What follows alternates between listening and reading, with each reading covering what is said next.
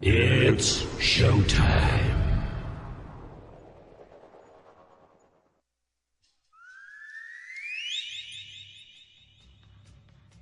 Okay, Tokyo, South America, Australia, France, Germany, UK, Africa. Here we go. Head On with Bob Kincaid. 3 hours of conversation, cussin' and a discussin' with America's only born and bred Southern liberal talk host. Head On with Bob Kincaid is brought to you each night by Coal River Mountain Watch. Coal River Mountain Watch invites you to become part of the solution, part of a sustainable future, part of the uprising against mountaintop removal. Coal River Mountain Watch, crmw.net. And now, from high in the hills of beautiful West Bicod, Virginia, here's Bob Kincaid on the Head On Radio Network. Well, howdy.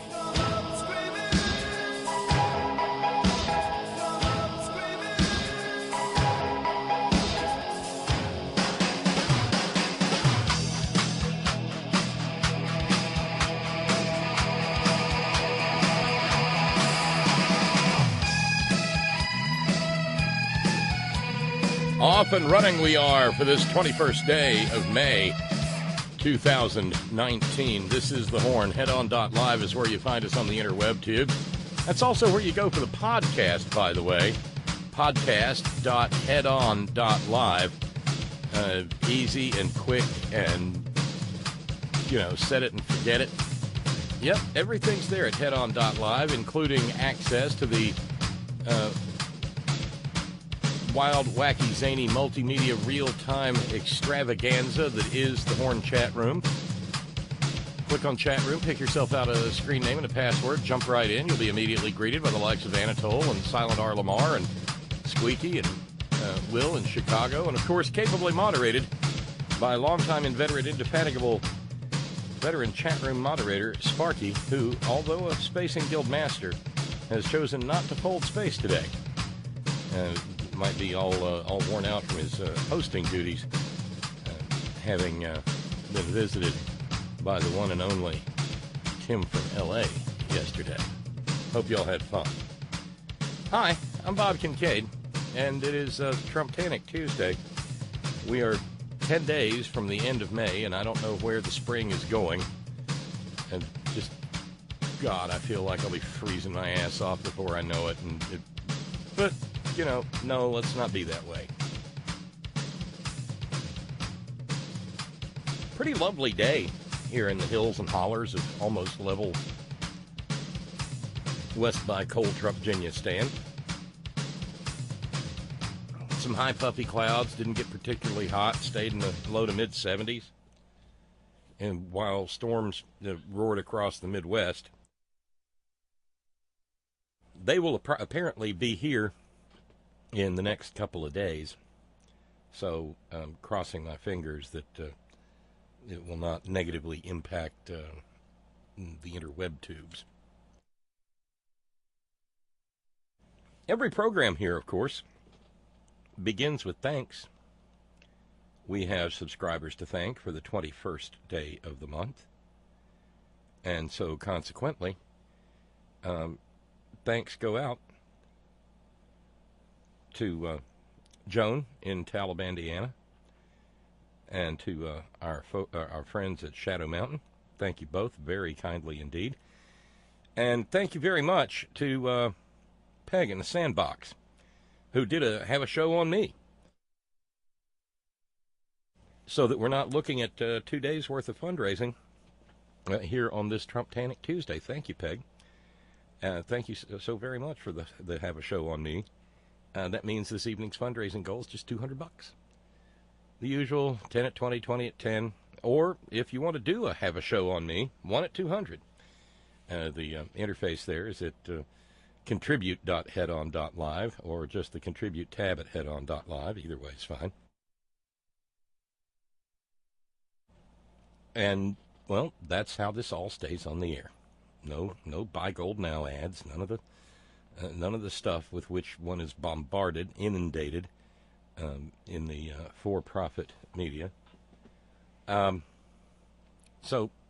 if you want to help out, that's great. If we can stay on track to just finish the month, in good stead, it'll be wonderful.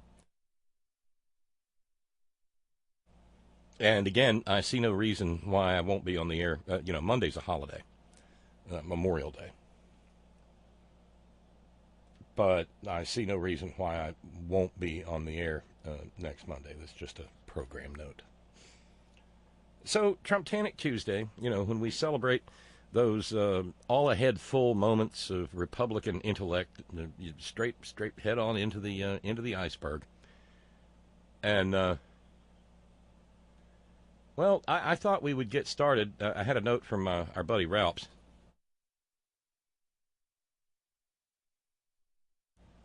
Pointing out that HUD Secretary Ben Carson's trip to Capitol Hill today didn't go too well, and I would say it qualifies even as being Trumptanic. Oh yeah. Ben thought he would be kind of cute or funny, but it didn't go very well for him. He managed to piss off black women, Hispanic women, white women, and probably worst of all, Auntie Maxine. It was a bad day. He was examined by Katie Porter,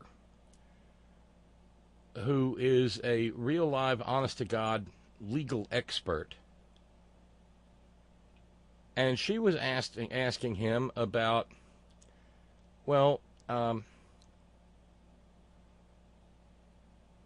issues relating to foreclosure. And to say that Ben Carson wasn't ready is to somehow not do justice to the idea of not being ready. I have not had any discussions about that particular issue, but I will look it up, find out what's going on. So as you look it up, I'd also like you to get back to me, if you don't mind, to explain the disparity in REO rates. Do you know what an REO is? An Oreo? No, not an Oreo. I probably should have issued the hockey puck warning for that. Can you talk about the Oreo rate? The Oreos? There's Oreos? I like the double stuffed ones. And to think, once upon a time, people turned this man loose with a knife in his hand, and children's little brains and spines under that knife. Right. Oh, that's only modestly terrifying, but we'll get more. Thank you very kindly, Steve in New York. Loud and clear on Tune In on First Avenue, just north of the UN. Well, run on down and get the UN to tune in, Steve. It could, who knows? It might contribute to world peace. Steve pointing out, at this juncture, I'm sorry, but I think this notion of Ben as a brilliant surgeon just isn't believable anymore. No, no, sorry, just no. But the Oreo business was only part of what can only be considered a disastrous day. But then again, here in the waning years of the second decade of the 21st century in the Trump regime, I guess it's a little bit of a minor miracle that he even showed up at all. I guess maybe he felt like he didn't have any exposure. It didn't work out. Not at all well.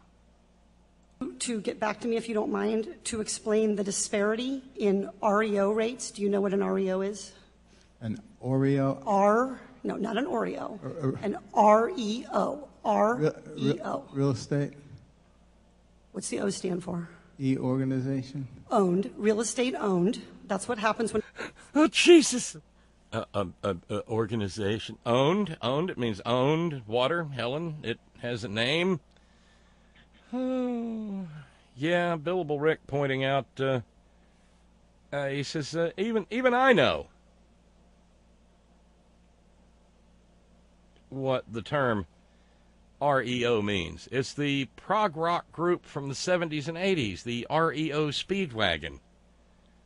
Well, thanks for playing, Rick, but you're closer than, and to be fair, you're closer than Ben Carson was. He thought it was Oreo, which has an extra O there in the front.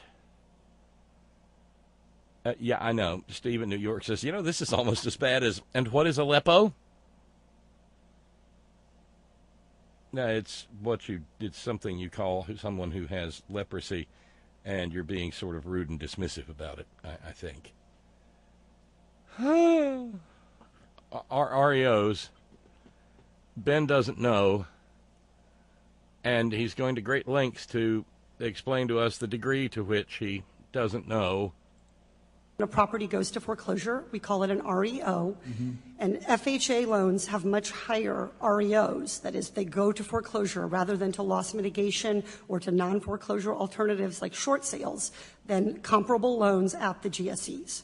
So I'd like to know why we're having more foreclosures that end in people losing their homes with stains to their credit and disruption to their communities and their neighborhoods at FHA than we are at the GSEs.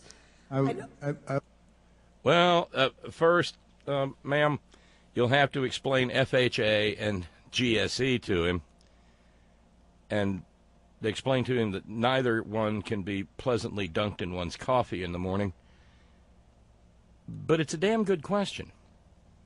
Why is it that the FHA under the Trump administration goes so fast toward foreclosure? And then at a foreclosure sale, of course, we know from the great Republican economic meltdown of the late aughts that wealthy people buy these houses up for a song, and then they hang on to them as rental properties instead of putting them back on the market. Sell them, make a profit, move on. No, they hang on to them as rental properties so that they can just sit there and suck the life out of people basically forever. This is lost on Ben. I would be extremely happy if you'd like to have you work with the people who do that. Well, Mr. Carson, that was my day job before I came to Congress. So now it's my job to ask you to work with the people. I'm talking about the people at HUD who do that. I've spent a decade working with the people at HUD on this problem. So what I would like you to do is to take this back to FHA and to ask the folks at FHA, because since 2007, I have been writing about the problems in FHA's servicing. I am a huge fan of FHA. I am a believer in their mission, and I am a champion for them. Are you? Of course, I believe in the mission of FHA. Are you? Assuming that we're talking about the same thing, and I really don't have any idea what FHA is.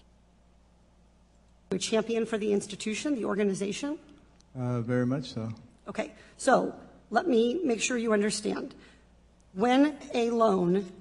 that's a fair question. Tracy wants to know, is he stoned? And follows that up with a, Jesus, what the... Apparently, Nitwit Nero has never offered him a rail of Adderall. That's for fucking sure.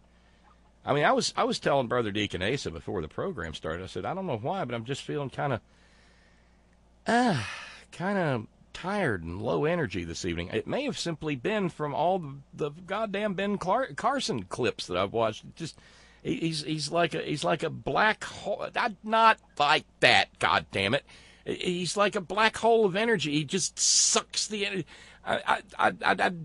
If Representative Porter had just slumped over, it wouldn't have surprised me a bit.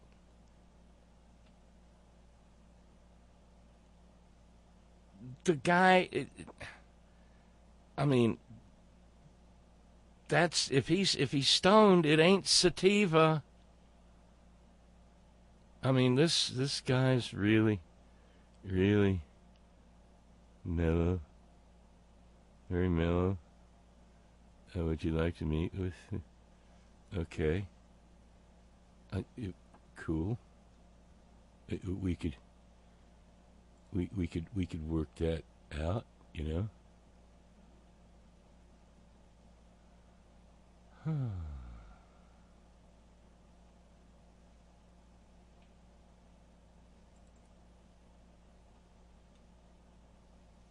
Just makes you a little sleepy. Just a little bit.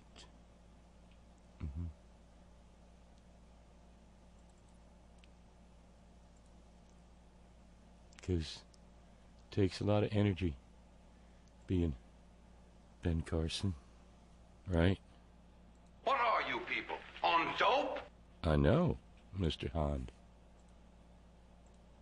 The most common outcome for an FHA loan that goes into default is REO.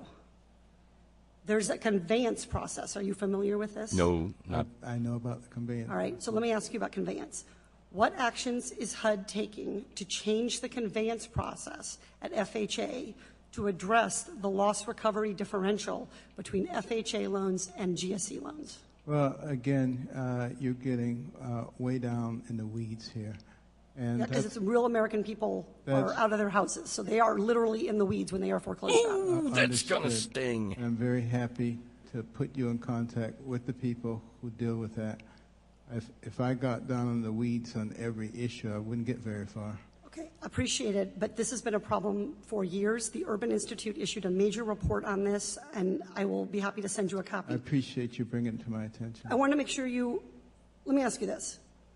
Given these problems, the outcome is that FHA is the leading cause of blighted homes in the United States. What can you do about that? Do you understand the relationship between the blight and the servicing problems? Well, I understand that blight is a huge problem, and that it comes from your agencies. And Your blight is a huge problem. It can wipe out your potato crop. Sometimes it goes over onto your bell peppers. It can even affect your tomatoes. And who doesn't love tomatoes?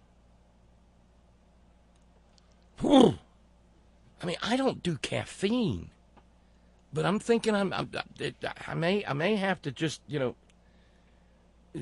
get a slug of sweet tea from Agnes's jug or so, because this is hell. Oh my! action on servicing. I'm not sure that I'm willing to accept that FHA is the cause of all the blight that we have. I hope you feel differently after you read the report. Thank you. I have not. Yeah. As a live program, this may just be deadly, and if I may have to put something on the front end of of it for podcasting purposes. Do not listen while driving. The Surgeon General has determined that Ben Carson it can induce narcolepsy. Jesus. And then there was Representative Ayanna Pressley, who, because I guess she's a black woman, Ben felt like he was a little bit more, and you'd think he would know better, but that he could maybe muster up a little more energy with her. Oh, yeah, Steve in New York reminding us that Donald Trump said he would surround himself with the best people.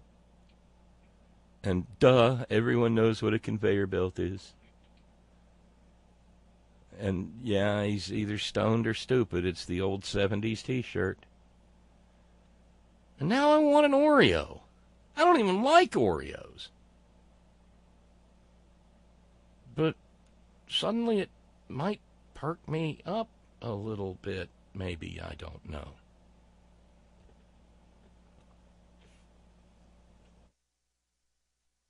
So yeah, there's, this was all in the House Financial Services Committee, which is run by Representative Maxine Waters. And Ayanna Pressley, who has considerable experience,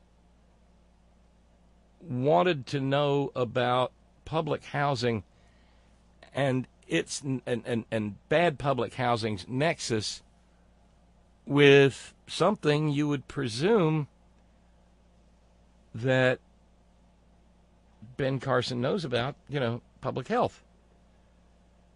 Billable Rick writes, in response to Tracy's question, based on how he speaks, Ben Carson is perpetually stoned. By comparison, Ben Carson makes Jeff Bridges' character seem like he's on coke.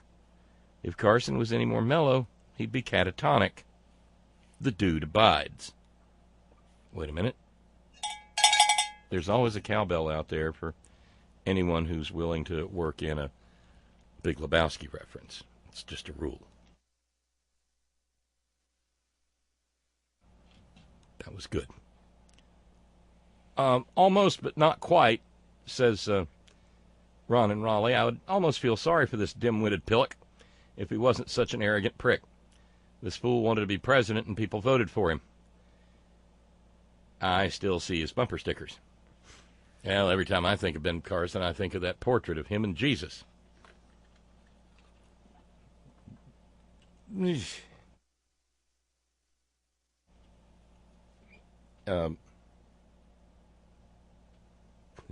What's that? Todd in South Carolina. Some nerve waking up a cabinet official from his nap. Yeah, it takes a minute, when you first wake up. You got to sort of orient to time and place and shake out the cobwebs.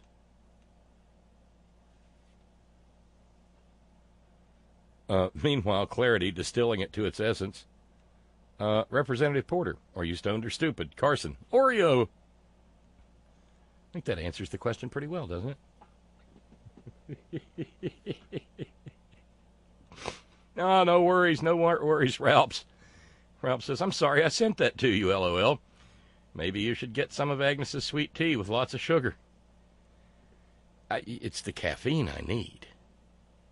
But you don't want to, there's in the old deep archives, there's a program one evening where Agnes mistakenly got me a Barks root beer, which is the only root beer that has caffeine in it, and watched me devolve into a speed freak over the course of about 3 hours.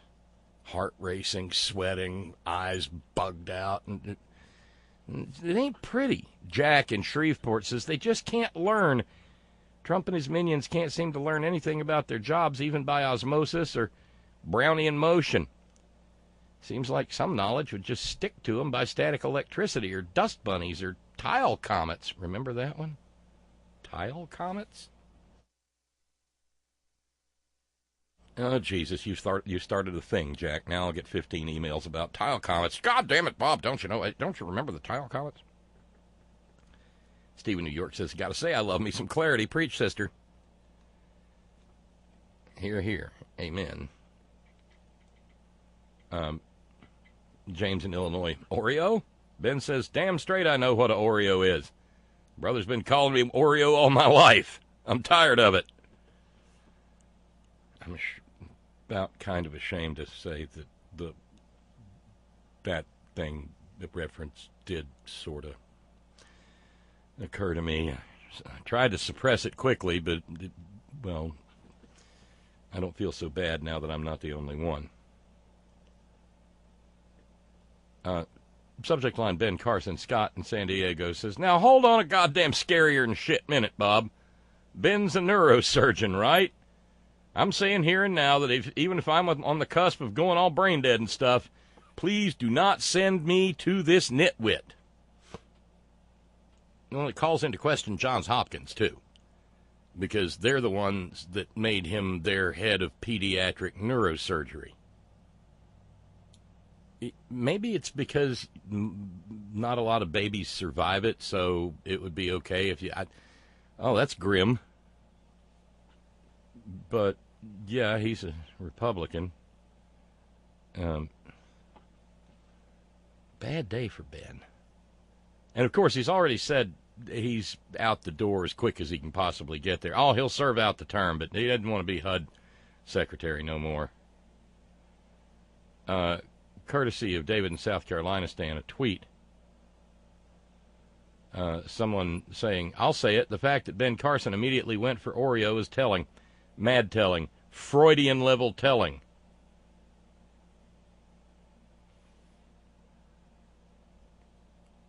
Do you know what an Oreo is? Do you know what an REO is? An Oreo? No, not an Oreo. An REO. Real estate? What's the O stand for? Oh! You heard it here.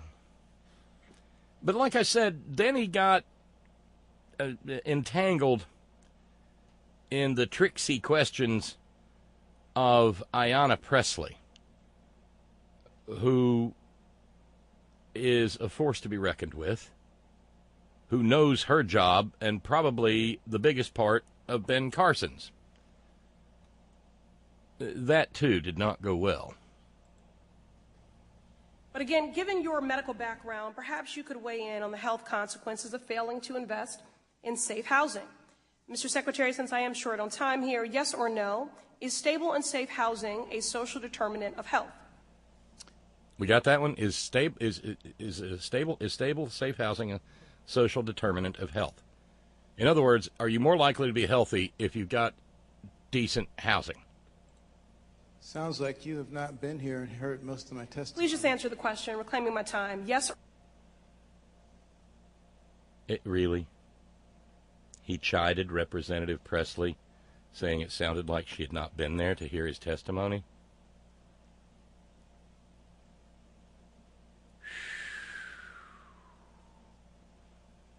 Not good, Ben. Not good. or no, is stable and safe housing a social determinant of health? There is no question that housing is an important part of health. Yes or no? No question that it's a part of health. It is well documented that health problems such as lead poisoning, asthma... By the way, you'll notice he could not say yes or no. He said there is no question that it is a part of health.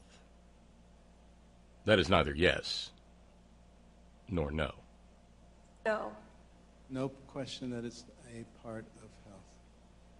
It is well documented that health problems such as lead poisoning, asthma, and injuries from trips and falls, especially amongst our senior population, can be linked to substandard housing conditions. Combined, these conditions result in billions a year in healthcare costs.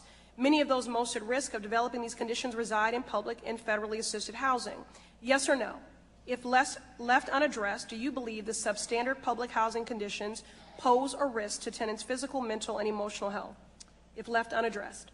Yep. Oh, that's a really long, difficult question.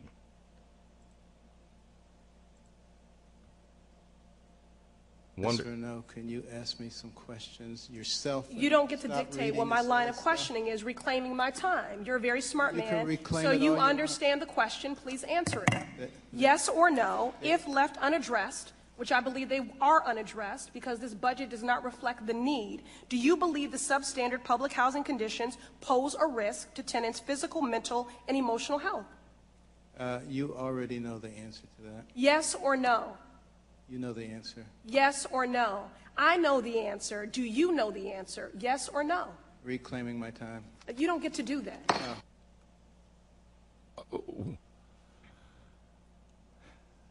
That's a new one.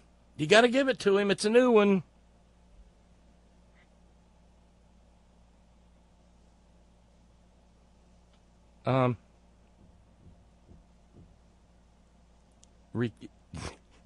You don't get to do that.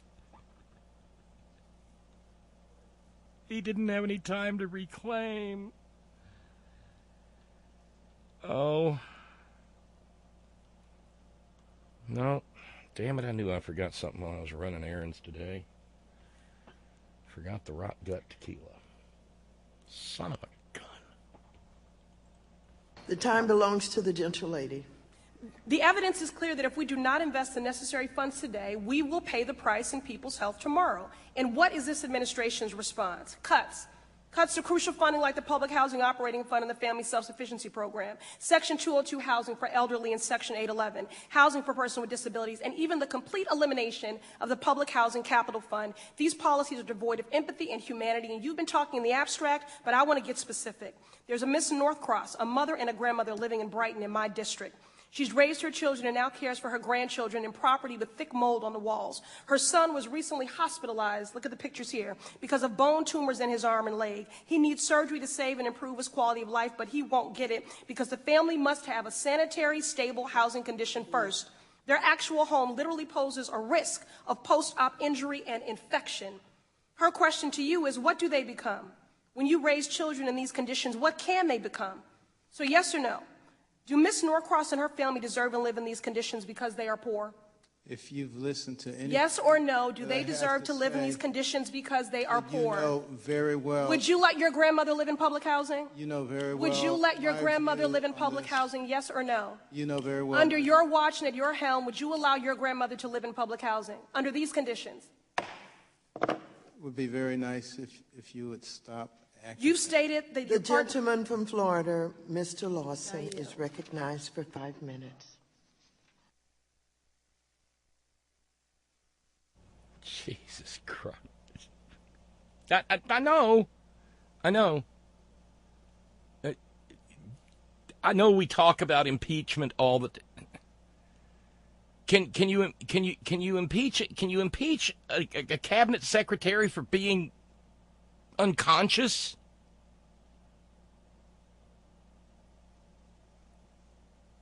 I mean, there's none of these punks and thugs of the Trump regime who are going to go up and give a straight answer. Well, no, we're making a record here, Ben. And it's not about what she knows, it's about what the American people are allowed to know.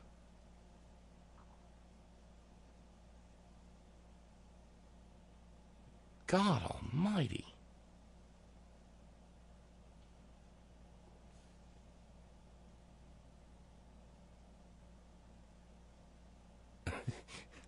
Brother Deacon Asa with a warning. Look, I know the program is nominally supposed to be about Titanic right-wing intellect, but you're putting the audience in danger by exposing us to this level of stupidity, Bob.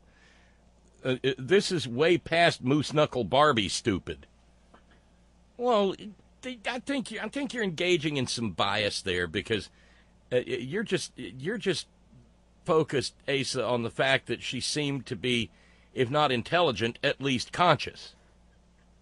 Whereas you can't reach either one of those thresholds with Ben here. But the thing is, as Darlene points out in Connecticut, you are, if you have decent housing, it is definitely connected to health outcomes, particularly in children.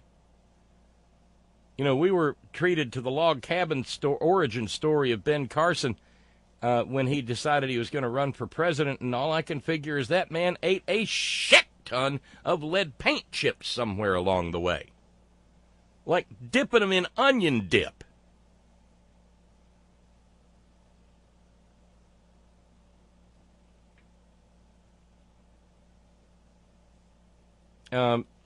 Baffled Ben does it again. Dave from Talib, Indiana, reporting from the blind. Ben doesn't know REO stands for real estate owned. He doesn't know whether substandard housing could be a contributing factor to ill health, and he claims to be a doctor and even played one at a major hospital. Jesus. Behind Ben. Jesus behind Ben. What the hell is the Trump administration voice thing off on this? It'll be the grandson of John Gotti. They have the organized crime task force. Just saying. I think we're getting Dave from Talibandiana a little bit worked up there. Come on, Bob, says Jimmy in the Great Northwest. Give Snuffleupagus a break. To be a brain surgeon, you have to take your time. And apparently reclaim it.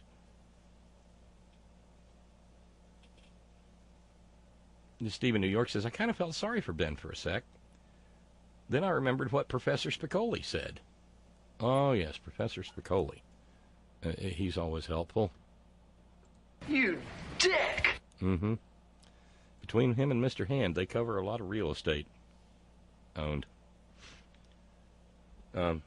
James says, no, Ben, you're not the Oreo. You're the witness. If we impeach the Don, does he take all of his game show contestants with him? Well, yes. That's an interesting question, but yes. If you impeach him and remove him from the Senate.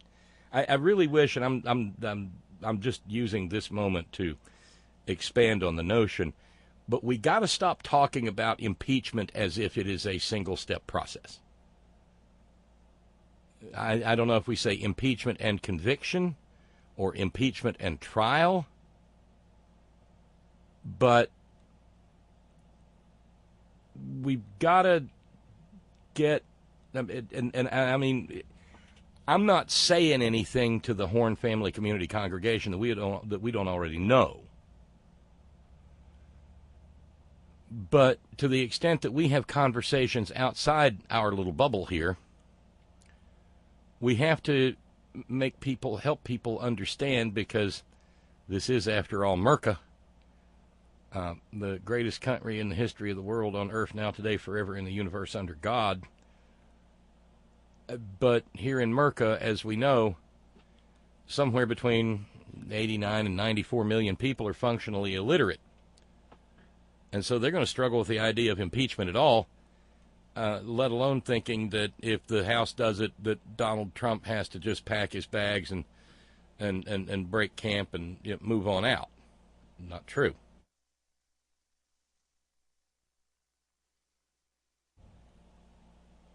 Ron in Raleigh says, I wonder, do you think that somewhere Donald Trump is doing a face palm? The best and the brightest. Well, if he could find his face with his palm, maybe.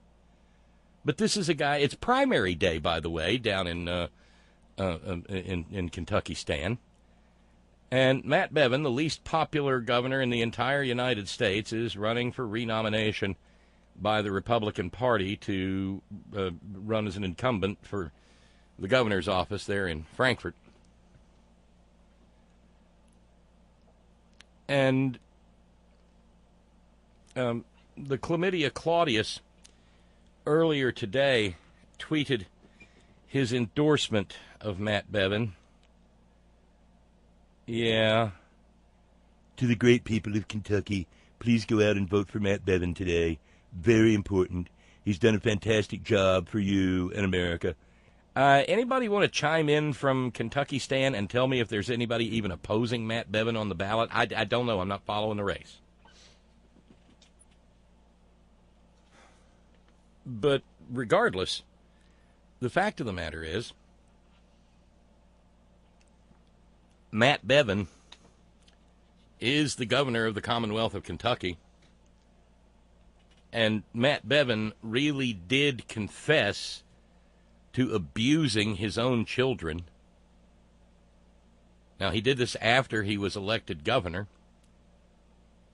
And a bunch of poor people who didn't have health care ran to the polls to vote for him last time because he promised them that they wouldn't have to worry about none of that commie Obamacare. Even after Kentucky had accepted the Medicaid expansion. Right. But it was a few months ago. Do you remember? Matt Bevin on a radio show down in Kentucky admitting that he had abused his own children because he refused to vaccinate them.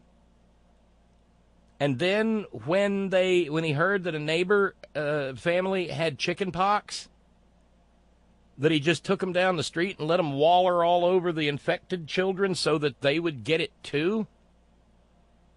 and then his own children got sick? Can you imagine, for even a moment,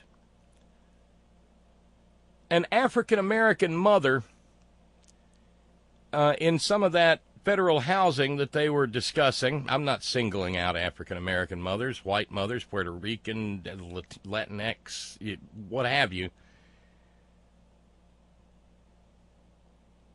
In public housing, taking her children and letting them waller all over somebody with the chicken pox? How quickly would Child Protective Services be on her doorstep? How quickly would her children be in foster care? That is some privilege, that white wealth privilege. God damn. Oh, and then along the way, in addition to confessing that he abuses his own children, or abused his own children, he also said that parents in Kentucky were a bunch of goddamn sissies because they wouldn't send their children out in minus 20-degree Fahrenheit weather to go to school in schools that were not adequately heated and have them transported along roads that were not adequately treated.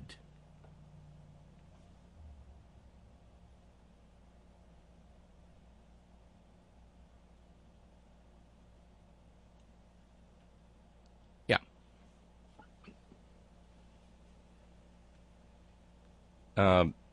Flavio explaining the background on this. Thank you for being the ad hoc research department this evening here at the Horn, Flavio.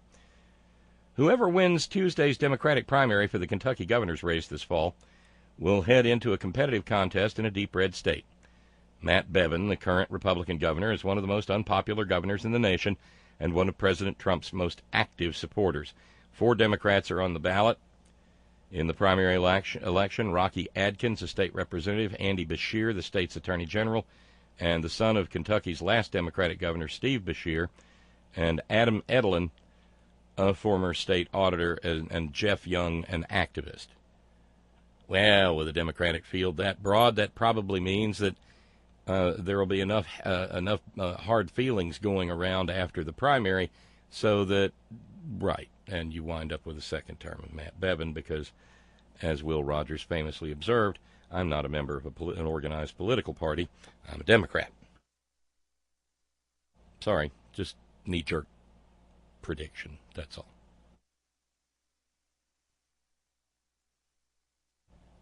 But we got no small amount of stupid running through the system today. Jack in Shreveport, chicken pox, and yes, there's a South Park episode about that wallering. Well, isn't there always?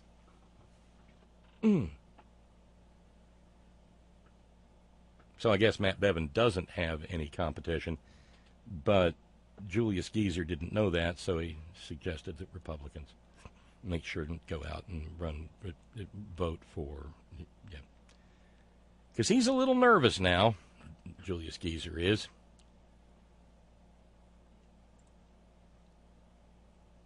Because he's sinking like a stone in the polls. And he would, he seemed a little less than coherent last night at his Clavern rally in Montoursville, Pennsylvania.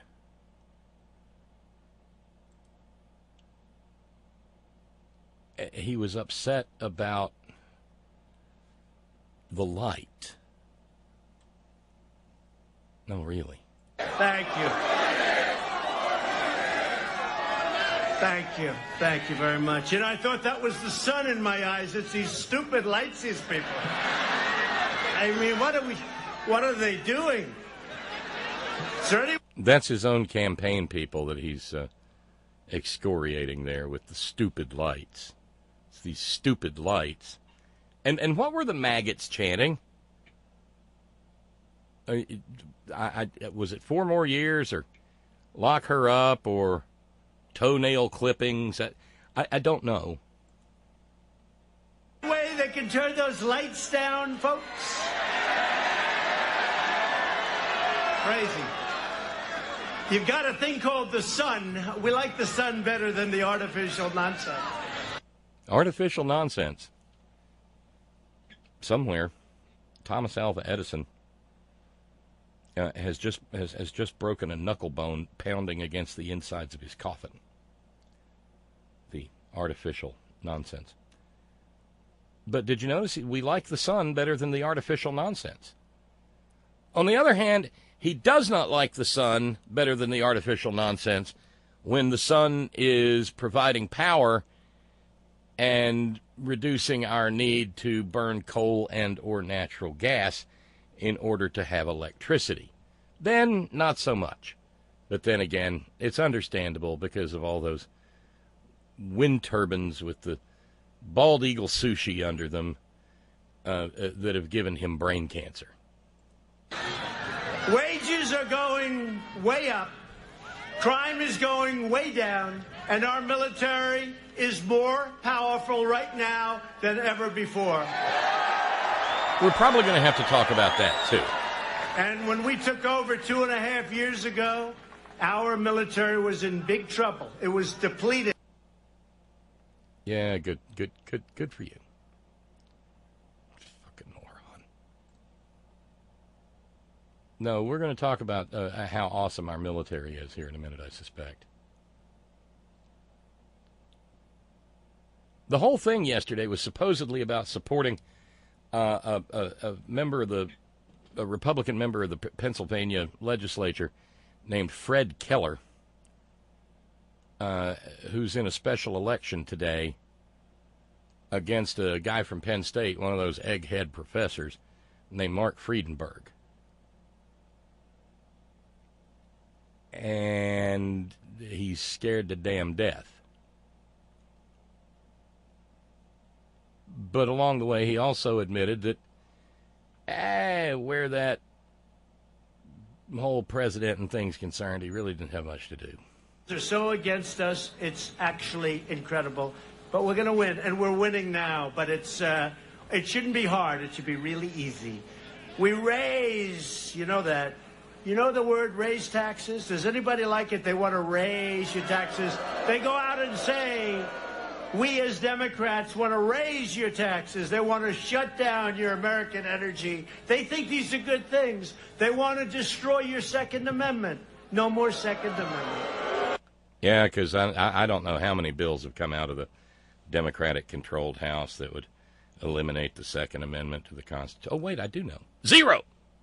Because, he's a goddamn liar.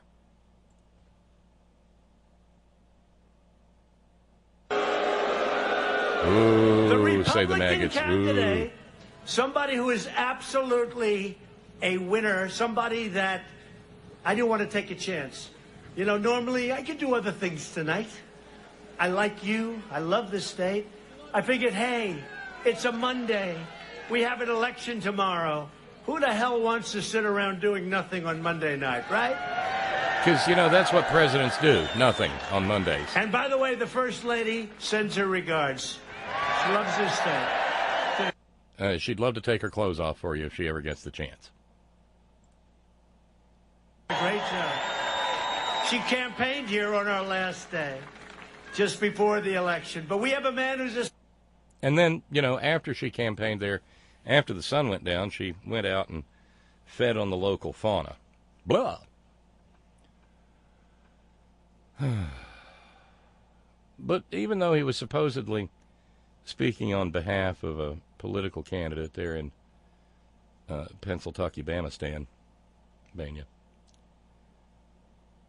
eventually, with this guy, something approaching the truth will sneak out. By the way, note coming in from Paul, used to be in Seattle, now really close to Seattle. Subject line, news crawl on CNN and Fox. I'm listening to your Moran Monday podcast where you're talking about education and the sad example about teaching Arabic numerals. Agnes ran across that story today, and, well, some days I kind of have to, just sort of put my arm around her and there, baby. It'll be okay. Because she was, wait, what? Sort of at a loss. Weren't you, dear? But Paul says, maybe this is a liberal, elite, snarky, commie observation. I'm guessing it's not. But I once noticed that the news crawl on CNN takes about 9 seconds to cross the screen, while the crawl on Fox takes about 13 seconds. Well, Paul, that's because Fox is accounting for the time it takes for the information to enter through the maggot's eyes and for their lips to move. But, yeah, that's a damned interesting observation. Paul says, thanks for all the great programs. Well, thank you for sharing in them and being part of them. Out in Illinois, James says, subject line, Kentucky politics. Kentucky never seems to send more than 1 or 2 Democrats to Congress, usually only one from Louisville. State politics is much more apt to go to Democrats. Steve Beshear was a pretty damn good governor. Here's hoping that Bevin will be like Ernie Fletcher. Another one-term mistake. Well, I'm all in favor of hoping.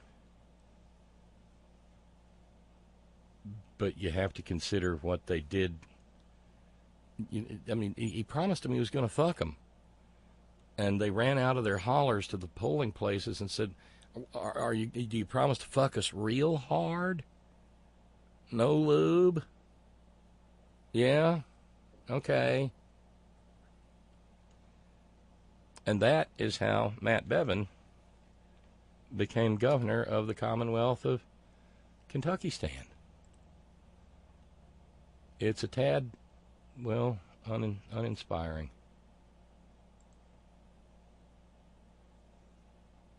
But we'll just have to wait till November to find out.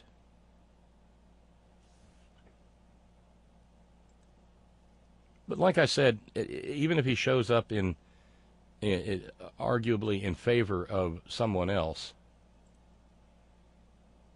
invariably he makes it about himself. And so there he was, on the same day that he was rendered a loser in the United States District Court for the District of Columbia. Well, you get this. So get out tomorrow. It's a little bit of a referendum. You know, a lot of people are watching this race. I don't know if there are other races or not. Who the hell cares? We have Fred. We have to get Fred in there tomorrow. If he wins, they won't report it. If he loses, it'll be the greatest story in the history of our country. They will make that into, and we don't want that, they will make that into the single greatest event that our country has ever seen. I've had it before where somebody comes, you know, when we campaign for people, they win. And you know, except when they don't, like, Roy Tolamore comes to mind. Or all the losing, so much losing, that he did in November of last year. Yeah, all the losing he did is why all the subpoenas are flying around. Obvious, one would think. A lot of cases. Andy Barr in Kentucky, and I'm also, you know, we also won the Senate. You wouldn't believe that if you read. We won the Senate. We picked up 2 additional seats. Remember, they were going to win the Senate, but I campaigned. I made 32 major stops in a short period of time. You think that's easy? And then I had to make 2 more on the final day of a runoff. Cindy Hyde-Smith, she won. She did great. Yeah, Cindy Hyde-Smith, who said she wanted to sit on the first row at a lynching, and that was apparently enough to put her over the top in good old Missoupistan. Had to fly all over the country. You think that's easy? I mean, you get up, you twoop, you have to put on your suit. Precious Ivanka has to come and sit on my lap and do my hair, and then you get on the plane and you fly around and you stand and listen to the little spirochetes inside your head and let whatever they say come out your mouth.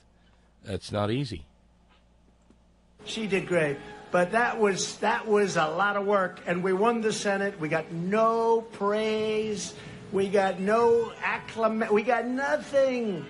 But you know what? Tomorrow, Fred, is a lot of people are watching. A lot of those fakers back there are watching, and they're gonna be reporting very positively. I'm sure if he wins, but you gotta make sure he wins, please. You know what they'll say? President Trump came to Pennsylvania, and he went back home a loser. I never want to be called a loser. That's it. It's his id in a nutshell. I never want to be called a loser. When in fact, he's done more losing than anything else in his life. He's lost money. He's lost casinos. He's lost an airline. He's lost a mail-order meat business. He lost a bottled water company. He lost in the Trump University scam.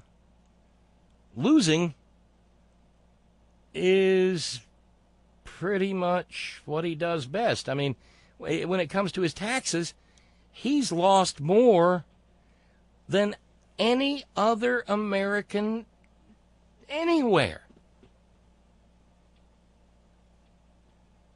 And the fact that he's 11 points down in Pennsylvania compared to Joe Biden, and he's behind compared to other Democratic candidates as well, it's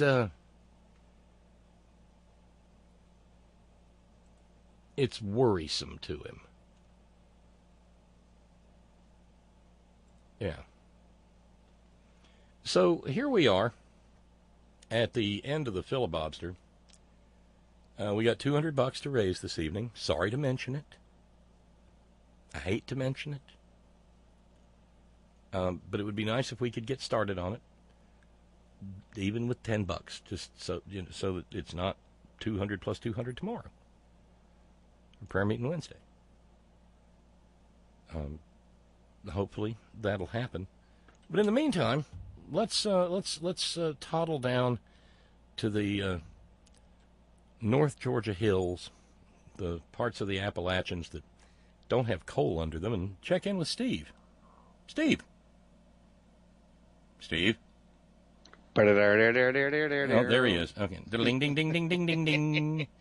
Yeah, you know, the number of people who forget that Deliverance is about hillbillies in North Georgia. Yeah. It was shot on the Chattahoochee River. Not the Chattahoochee, but one very similar. Yeah, the Chattahoochee. Yep. Sure do got a pretty mouth. That you just dropped him short, so we won't even go there. Ned Beatty had the hardest part. Jeez, it makes you wonder what Ned's parents thought, you know. But, gosh, how did you get me started on this, man? I don't know. the pimp in the box strikes again. Yes, have a take and don't suck. Right, have yeah. a take and don't suck. Well, I'd like to say hello to Jim Rowe ain't got no goddamn cowbell. No. You blow him out of the water. But the only time I really listen to him is when he has his smack off. That's entertaining. It is. It's only like 2 weeks out of a year. And that's the only time I ever really listened to him. But so how's Brother Bob? Brother Bob's okay. Brother Bob's a little, I don't know. I've been out of sorts? Nah, not really. Just sort of blah. Just, you know, I don't know. I guess I'm just Jeb Bush low energy today or something. I think I wanted to, I don't know, be out on a trail or something and sitting overlooking the gorge and getting into my zen and stuff. But you got to get back here at 6 p.m. So no, that didn't happen. Well, pollen will make you apathetic and sleepy. Could be the pollen. Well, God knows there's plenty of that to go around. Yeah. The black plastic housings of my side mirrors on the vehicle are bright green right now. Pollen. Well, cool. Well, I'd like to say hello to all my friends in the chat room, Mr. ID3 and Kaez and there, of course, there's Duncan and Anatoly. I hope they're all And Lamar, can't forget Silent him. R. Lamar and Dowhead and Otto and yeah. Squeaky and Will. Yeah, good old Otto. Yeah, good bunch of people, man. Good bunch of people, Bob. I love being a part of this number. Oh, it's a blast, dude. I can't sit and watch the chat during the whole program because I've got other stuff. No, of course not. But there's always something going on in there. You know, it's like what you do.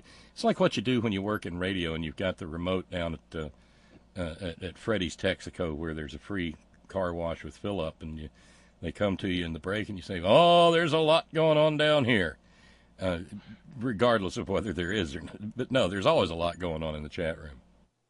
Well, I've met so many interesting people in here, you know, roadies and people involved in the rock and roll business. And it's, you know, throughout the years, it's been a lot of fun. Man. Wouldn't take it back for anything. So, I would say thanks for taking my call, but I know you hate that shit, so I'm not going to say it. Okay, God bless you. Imaginary God bless you. The reason I called was that there is a guy that does a show from 12 to 3, and I'm not going to mention his name because I don't think you're a big fan of his, but he's usually pretty low-key. And typically he's more interested in selling, like, beats and gold and shit than anything else. But today he turned it up a notch, man. Oh, I got nothing against him. I mean, Yeah. you know, it is what it is. So, what? I've seen people remarking in the last week or so that a couple of times he's been shouting into the mic. He was almost shrill today. I've never heard him this uptight. I think it's finally dawning on him that, yes, we are in a constitutional crisis. And he's reaching out to his callers saying, how can we get out of this? Because right now, there's no way, even if it goes to Supreme... Do you really believe he doesn't know? No. Well, he knows. My answer is there's no way to get out of it. I might have some hope for you. Well, say they reach out, say it goes to the Supreme Court, they reach out to Barr, and they say, well, you got to arrest this guy for not showing up, you know, contempt of court. Barr says, no, I ain't going to arrest him. No. What can you do?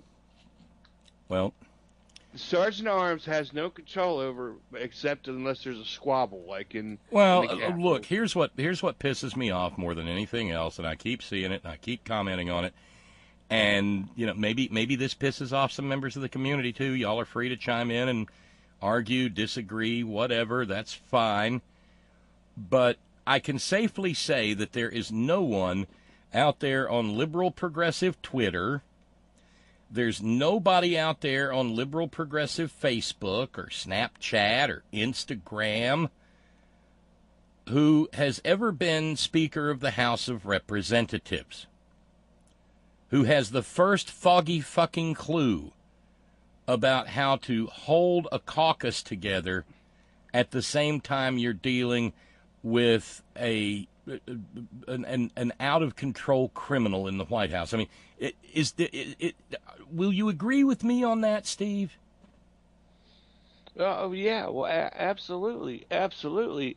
And one of the reasons I listen to him, Bob, is he's got a lot of intelligent callers like you do that call in and weigh in. And nobody really I'm not gooning on him. I'm not. Yeah. No. He's a nice guy. He really does seem like a nice guy. He's turning a buck, man. There's nothing wrong. Oh, and by the way, we just got a note in from Ron in Raleigh. Subject line: tell Steve, in the future you should refer to him as you know who. We established that nickname a while back. Please, okay. Please stay with the program. Yeah. Hey, Ron and Riley, I just got the memo, brother. All right, I'm in, man. You know who. You know who. But yeah, even his caller said the Capitol Police. You know, that may be an option, but are they really going to have the balls to go out and they can only their jurisdiction's limited too. I mean, sure it is. How are we going to snag these guys up? But hold on, I want to work process here for a minute, if that's okay. Okay. I know there are people out there who despise that word process. This is a listener engagement tool. Okay. This is a way of bringing people into the conversation, which, you know, as someone who pioneered the art of conversation radio, I wholly endorse. But he's trying to find out what his audience actually knows about the process. Sort of like me a few minutes ago saying we've got to stop just calling it impeachment. It's impeachment and trial and removal, or impeachment and removal, or impeachment and trial. But there's too many people out there who think that impeachment is a one-off, Steve. You know, we had this conversation a long time ago. Sure, and impeachment gives you absolute power to go snag anybody you want. It doesn't work that way, man. So I got to go to the Justice Department. Barr's got to approve it, and he's not going to arrest anybody that's going to help promote an agenda to impeach this guy. So therein lies the dilemma, you know. But like I said, I may have some hope for you. All right, well, I'm all ears. Because this was going to be part of the program this evening anyway. Not to put you on the spot, you were listening last night, right?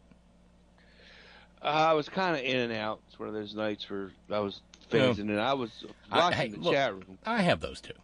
Yeah. Even when I'm behind the mic, I have those. So I spent a fairly decent amount of time talking about this Trump versus House Committee on Oversight and Reform opinion that was handed down by Judge Amit Mehta yesterday. All right? And if I was doing this as a standalone, it might be in a little bit more logical fashion, so you'll have to bear with me. If you've got a question, ask it. No, I'm all ears, man. Let's start with the fact that a lot of people, and again, we're talking about what I perceive people don't understand about impeachment. A lot of people think it has to be a criminal process. A lot of people think it's inherently criminal because the constitutional language says for treason, bribery, or other high crimes and misdemeanors. Well, treason and bribery are obviously crimes, aren't they?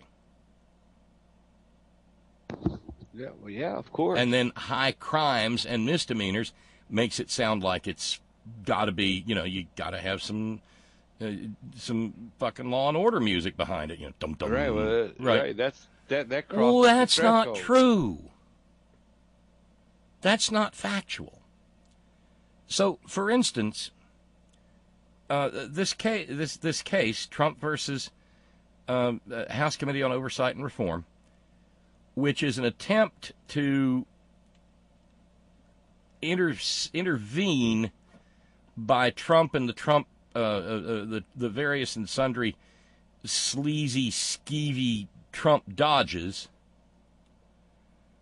to keep the accounting firm, Mazars, from turning over stuff that was legitimately subpoenaed by the House. Okay, I mean, are we there with that? I mean, we got that. That we're ground level on that.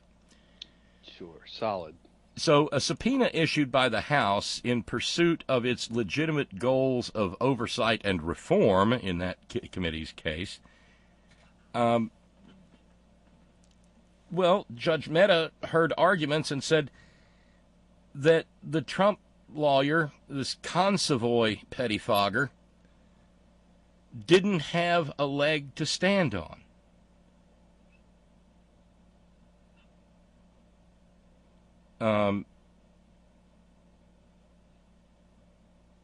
So, let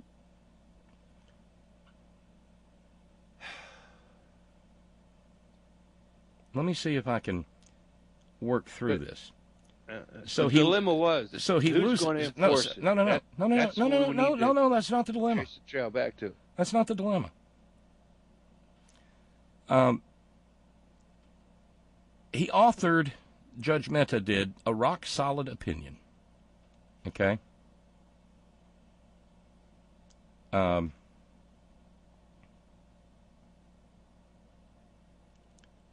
it's going to go now to the United States Circuit Court for the D.C. Circuit. Ironically,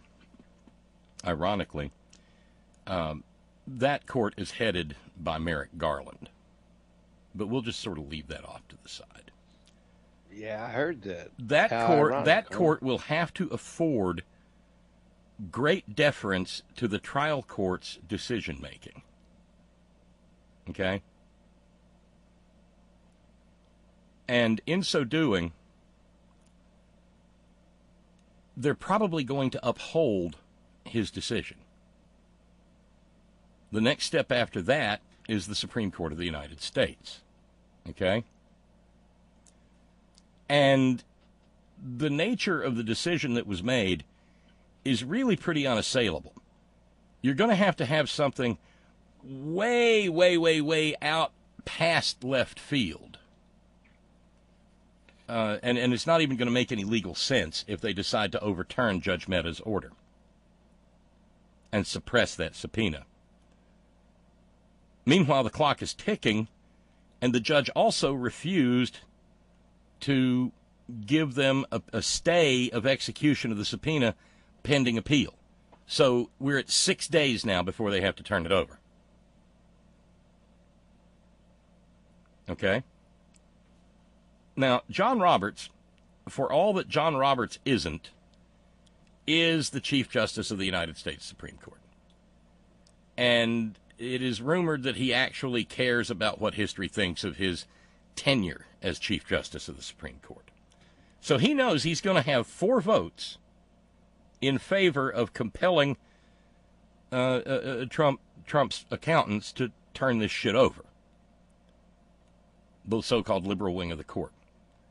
If he joins them, it's a 5-4 decision. And this thing's been fast-tracked, so it's going to happen probably before the end of the summer and no later than the first Monday in October or thereabouts. Trump's going to lose this one, and he's also going to lose Trump versus Deutsche Bank and Citibank, and he's also going to lose on every other lawsuit he's involved in, including the emoluments suits. Now, for all of those people who are out there going, God damn it, we got to start impeaching right now. There is a thing called res judicata. It is, it's a Latin term. It means the thing that's already been judged, the thing judged. And it's a doctrine in the law that says once a court has ruled on a thing, we're not going to go back and relitigate it time after time after time. If a court has spoken, it's done. And so if you've got 3 or 4 civil cases which this idiot filed against the government of the United States, and he loses them, and he loses all the way to the Supreme Court, then those things become res judicata proof of an impeachable offense, Steve. Okay? I hear you, bro. But it's going to take it's going to take a little while for the thing to get through the process. And along the way, you can't say, "Oh well, we're going to impeach him for this one," and then 2 days later we're going, we're going to impeach him for that. You got to file it all at once. You can't do it scattershot and piecemeal. May I say something? Where I'm stuck at is, who's going to enforce this? What do you mean, who's going to enforce it? I mean, people not showing up for subpoenas or any of this. Who's going to enforce it? For the time being, it's going to roll. It's going to hang fire. It's all got to go through Barr, and he's got to give the nod. Yeah, go ahead, arrest this guy, bring this guy in. I don't see that happening. Do you? They bucked a subpoena today. Just didn't show up. I understand that, Steve. That's why I said it's going to hang fire for the time being. But I just laid out a method whereby you've got things that have already been decided by the Supreme Court that can go into a bill of impeachment, which, if voted out of the House, goes to trial in the Senate, where the guy who signs off on the decision, John Roberts, serves as the presiding officer of that trial. And as such, the orders of the Supreme Court are res judicata as to elements of the charges in the bill of impeachment.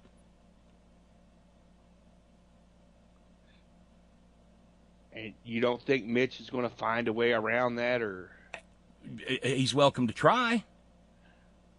But that race judicata issue does provide the unicorn that we've been searching for, and that is the place where 22 Republican senators, okay, 23 because Joe Manchin will vote with the Republicans.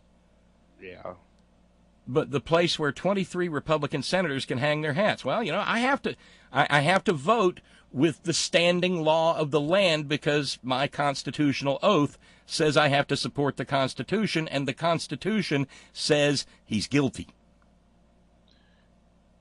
And you think they have the balls to do that? Maybe.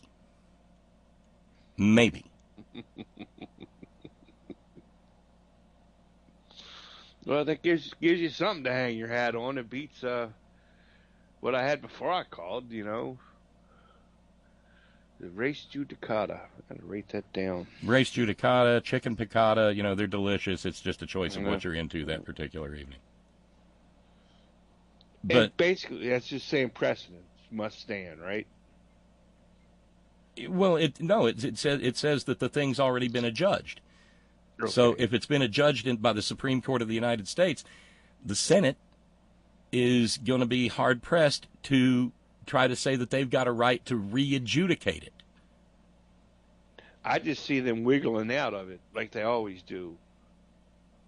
Because that's. But what remember, we've one of seen the charges in the bill of impeachment against Nixon had to do with his refusal to participate and follow the law regarding legal process.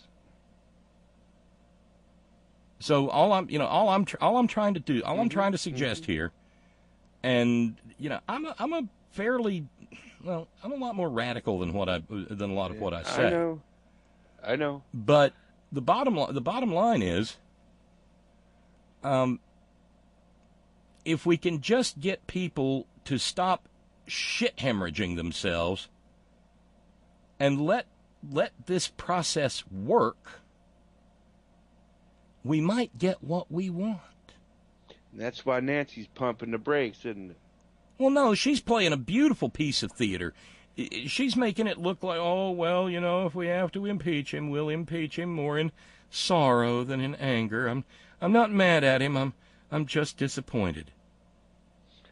And that's what. If I'm looking at it from the standpoint of somebody playing engaged in strategy, she's playing it well.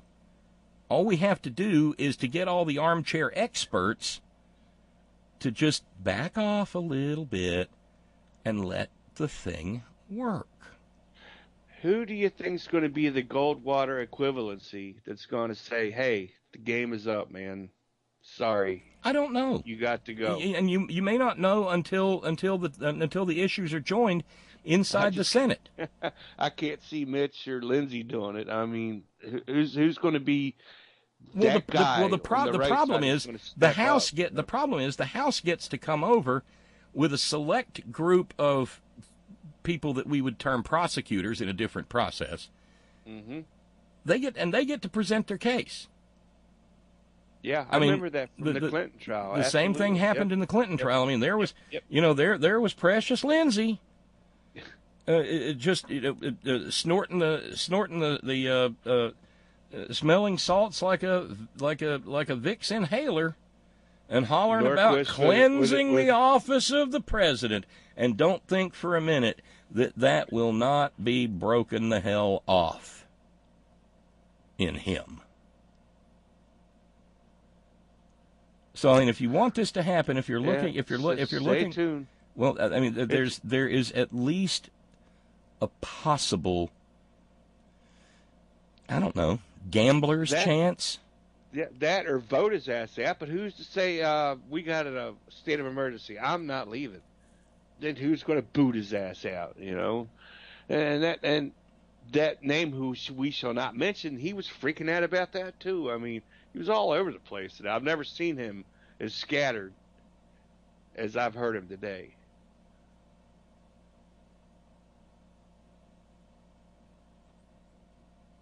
Well, like I said, this is he is engaged in a game of legal chess that he is ill-equipped to play. And what he doesn't realize is that the lawyers he's hired, they're just cashing the checks. I mean, when a federal district judge writes about you, and you're one of those hot-shot D.C. trial lawyers, and a federal district judge essentially writes in his order that you mailed it in, I mean, Trump's not going to have enough brains to read that, but it's there for anybody who does know how to read a court's order. Interesting.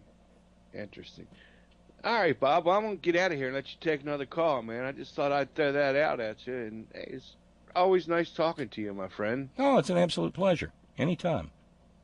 And I'll see you in a couple weeks. It's going to be a darn good time. And I think the ribs are going to be fantastic. They will be. And I hope you have a great evening, my friend. I'm going to try. You too, Steve. You take care, my friend. Thank you, sir. Bye now. Our buddy Steve calling from North Georgia Stan. 20 past the hour, and is that Todd over there? Is that you, Todd? It might be. I think it is. You're a little fuzzy. Can you hear me? Yeah, I hear you fine.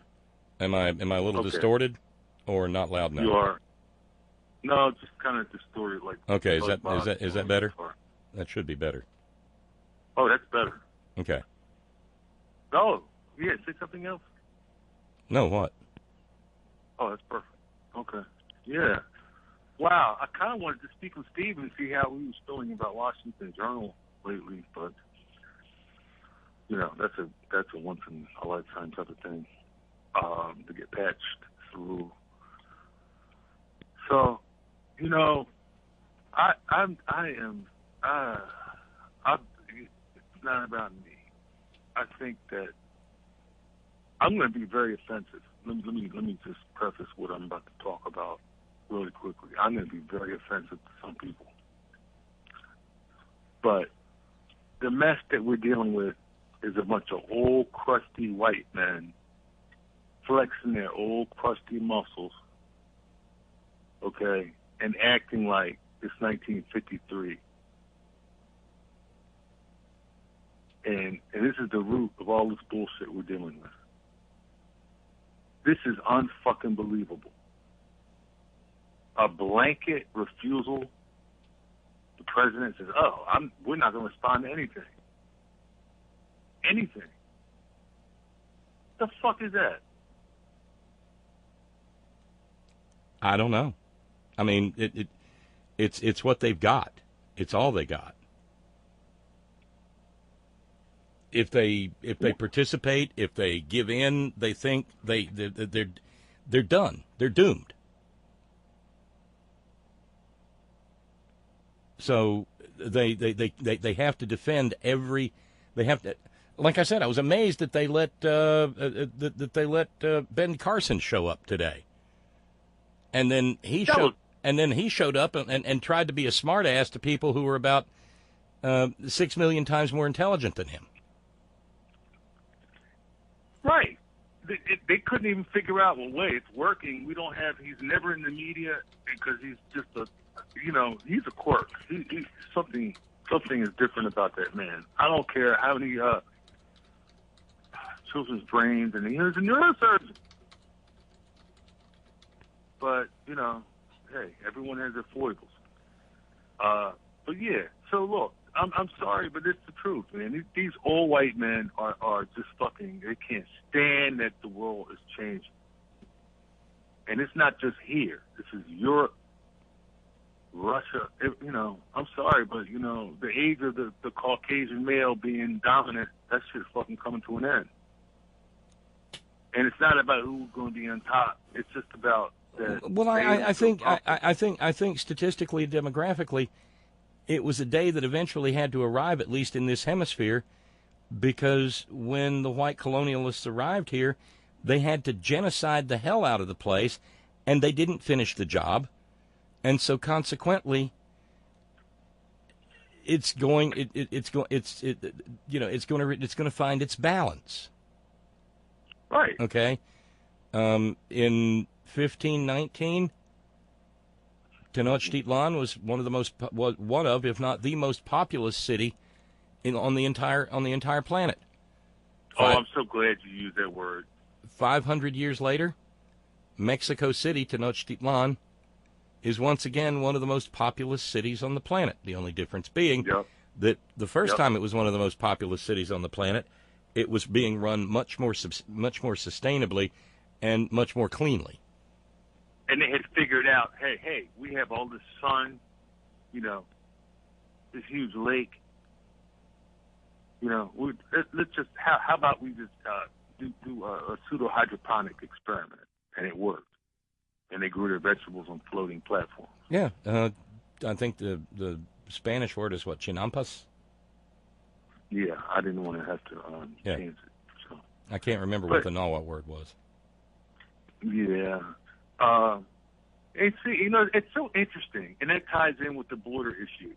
Because, those folks, people have been migrating back and forth over the quote-unquote border forever. It's just, this whole thing is silly.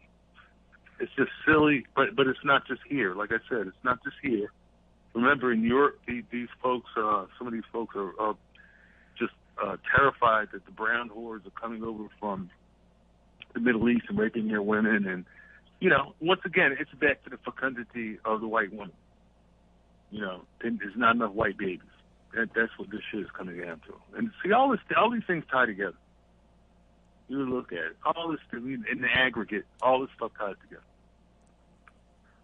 But I just had to say this. This is why I had to make those offensive statements. And Leroy, look at the president. Now, a lot of attributes, many attributes that are ascribed to the quote unquote black male, you could ascribe to the current president. Let's call him Leroy, Orange Leroy. Okay. Okay. He got baby mama, right? Shiftless, lazy, fat, drug addict. Let's see. What else? He doesn't have any gold teeth because he knows better than that. It's just thick. It's just uncanny. So as far as I'm concerned, he's Leroy. He's and tacky. He got his tacky gold shit. Oh, he's tacky as hell. Would you be caught dead living in that wait a minute, the Bluetooth fucked up. Hold on a minute, Todd. Don't go anywhere. But the question I was asking is, would you be caught dead living in a tacky ass palace like what he lives in? Hang on. For some reason or another, yeah. Come on back. I'm here. Okay, good. That sounds great. What happened? The Bluetooth dropped you, and I had to bring you back. Oh, okay. But yeah, you wouldn't. It's his place. The place he lives is, it's decorated the way somebody who's never had two nickels to rub together would decorate to make it. If he, the way he thinks it would be classy. Exactly. You don't see any hardwood floors. It's all this gold. Cheap, shitty gold leaf, and sure. Good God. It's real. I understand people have their personal taste, and that's fine, I guess, whatever. And me, I'm very judgmental, and I get called on it all the time. I'm judgmental. I admit it. But I've been around these people, man. I've been around trust fund babies. I went to school with some of them. People have $1 billion, and they smoke half of it up, or they would, because they can, because they know they have a check coming next month. When I was in boarding school, so it's not like I don't know. I've been around some of these people, but this is what sparked this. Not what I'm talking about is this monstrosity. Attorney General Barr is a fucking disgrace to humanity. I'm not going to argue. Yeah, no argument from me. What is his problem? Well, it's not his problem. Is what? No. What is his nature? And his nature is to do whatever is necessary to protect Republican power, whatever the cost.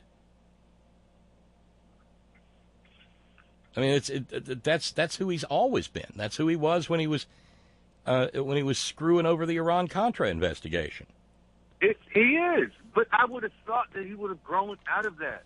No, but what? Wait, Stop. He's still wearing the same fucking eye frame. Put down the pipe, dude. Grow out of it? Since when do corrupt Republicans grow out of being corrupt Republicans? Not yelling at you, mind you, but, I mean, come on. No. Yell away. It's just unsettling as hell. And to see these professional reporters just take it like, well, you know, this is just no, it's not normal. This is just crazy shit. If we don't get a handle on this thing right now, we are done as a country. Do these people not fucking understand?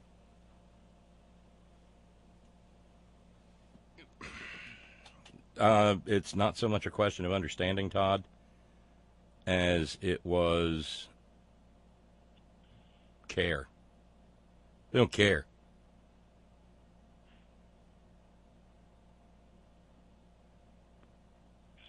I mean, come on, you got to get inside of the maggot mind space, as creepy and spidery and nasty as that is. And in the maggot mind space, I mean, yesterday it looks like it was a beautiful day in Montoursville, Pennsylvania. And a decent-sized group of people had absolutely nothing better to do with their lives than go and get worked up into a frenzy by a madman.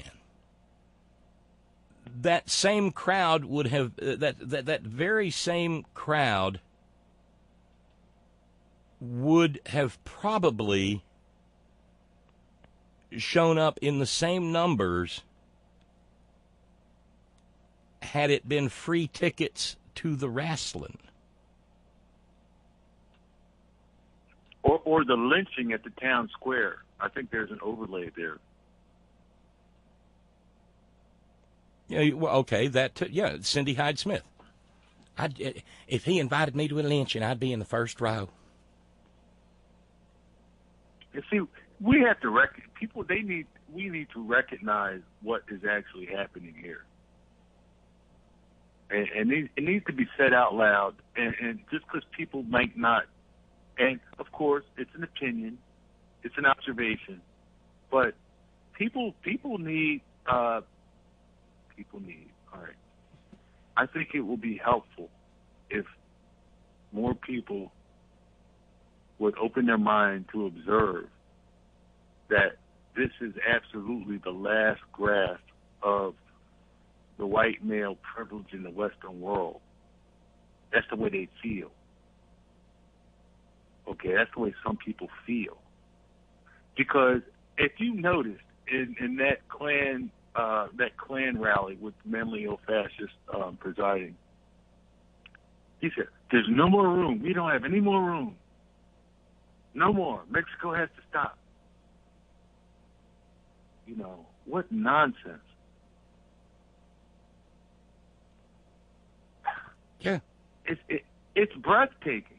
It is absolutely fucking breathtaking. That is the president of the president of the United States. Okay. But now it's not just him. We have all these compromised people around him. And he has ideas, but he has the people around who implement what they want to do. John Bolton. All these washed up old fuckers, man. That's what I'm saying. We talked about this shit before with Bob Barr, though. I mean, that was just unbelievable. This is what I don't get. All right, now, if you want to ask me about the limbic system, the hippocampus, and prefrontal lobe, occipital lobe, anything about that, now, I'm your guy, right?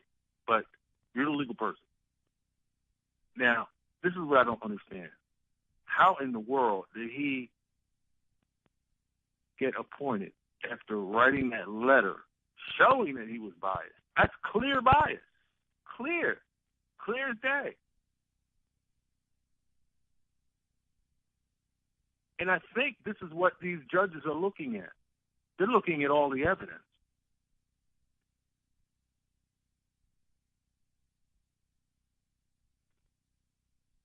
What do you think?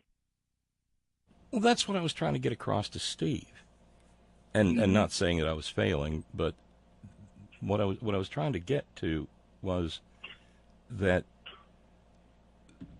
there is a ton of shit here to be gone through. And you can't just impeach by scattershot. Among other things, weak arguments never make strong arguments never make weak arguments better, but weak arguments make strong arguments weaker. That's fact. Mm-hmm. And right. Don't dilute the sauce. If you're going to impeach this bastard, you have to do it in one stroke. Okay? You can't you can't just issue, one bill of impeachment today and 2 weeks from tomorrow you vote on another bill of impeachment and 3 months later you find another count.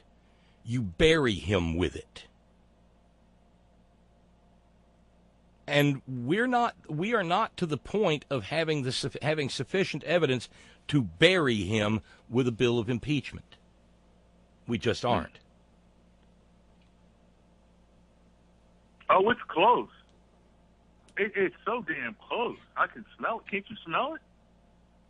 No, I can't. I don't think we're as close. I don't think maybe you and I agree on how close we are. I mean, for instance, look at the accounting records that they're seeking. Mm-hmm. Okay, that's the Mazars case. That was the decision that was rendered yesterday. Mm-hmm. And then look at the Trump versus Deutsche Bank and Citibank. That's what I'm focusing on. That's nowhere near ripe for a bill of impeachment.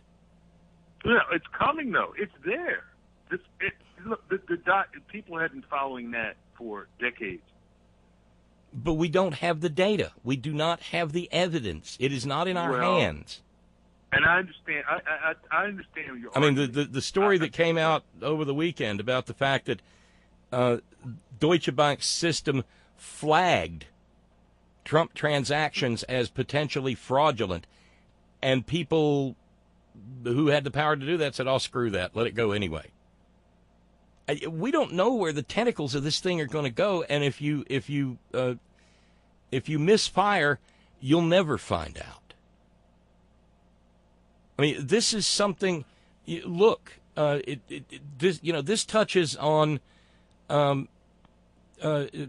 Kennedy, Anthony Kennedy's kid, who paid off Brett Kavanaugh's massive amounts of debt so that he could he could become a Supreme Court justice.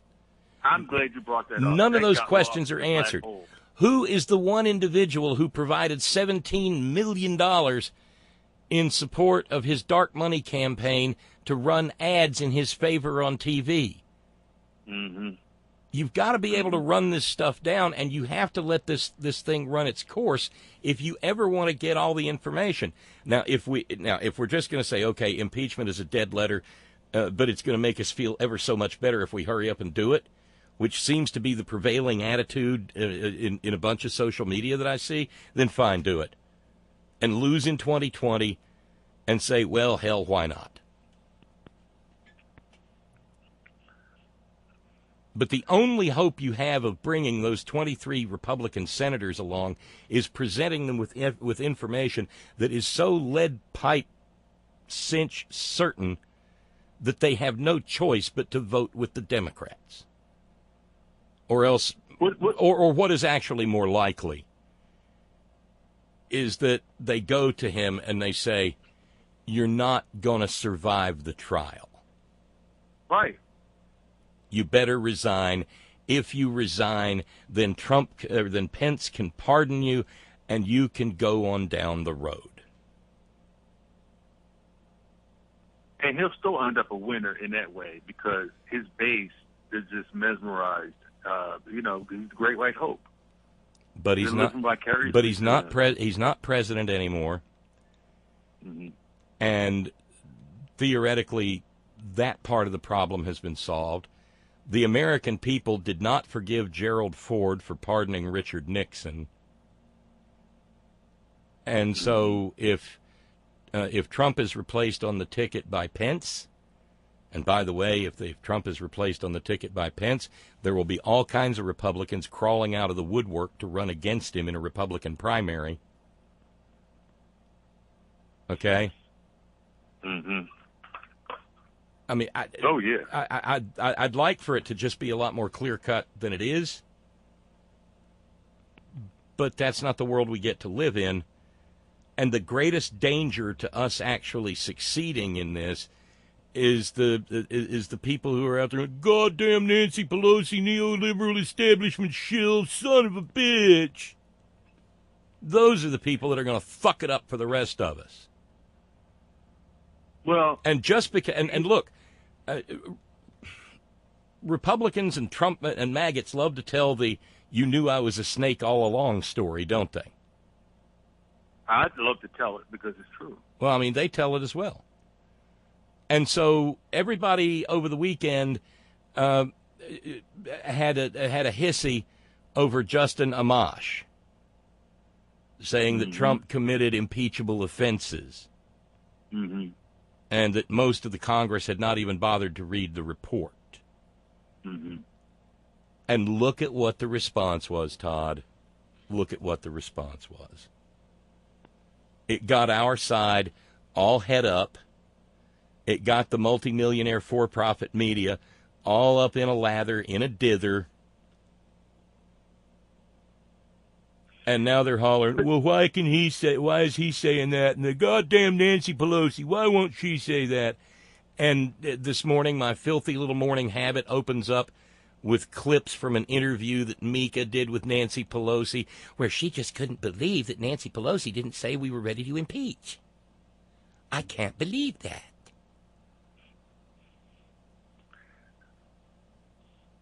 Well, I did witness that. I watched the rerun without the commercials, but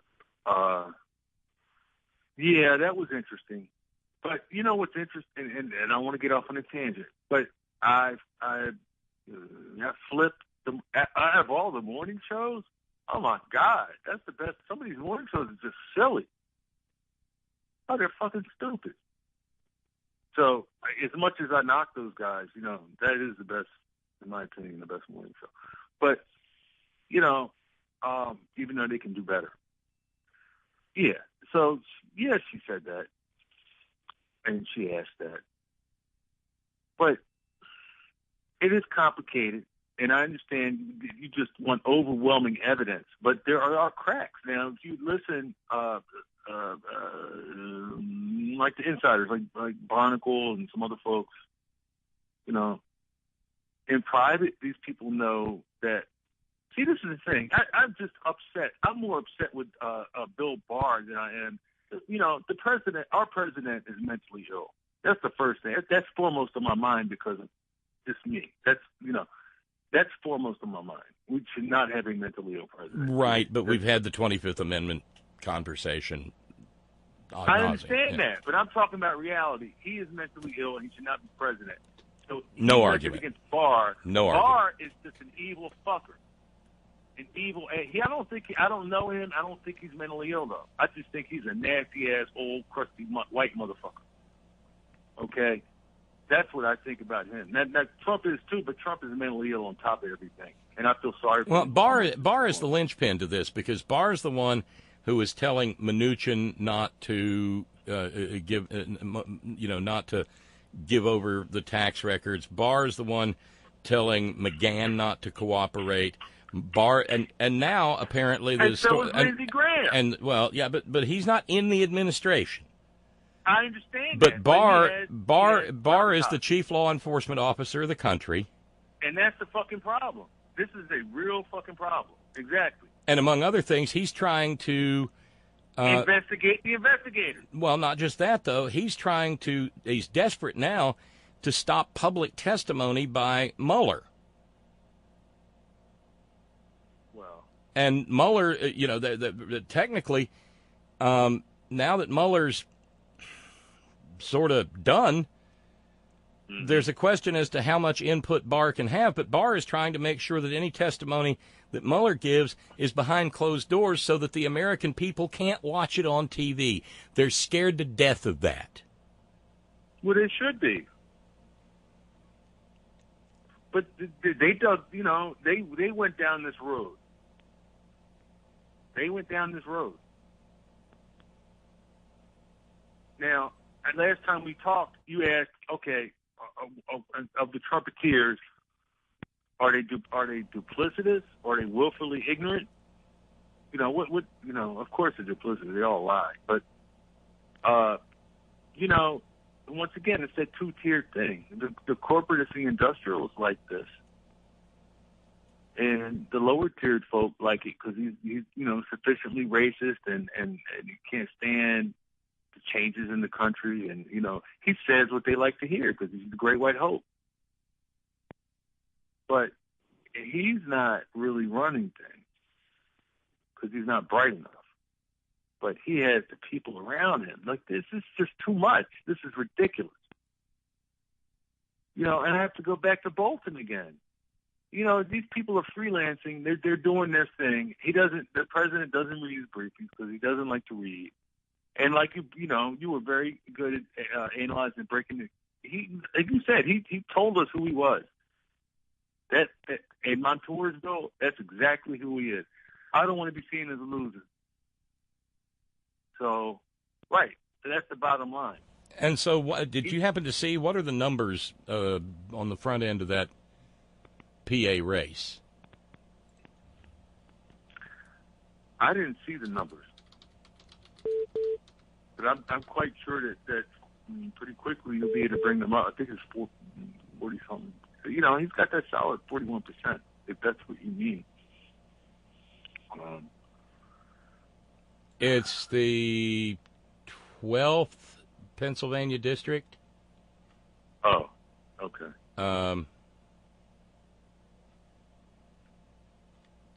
And it's kind of, I'm trying to find, I'm just seeing what Mr. Google has to say about it. County? What county is Montoursville? That's not Berks County.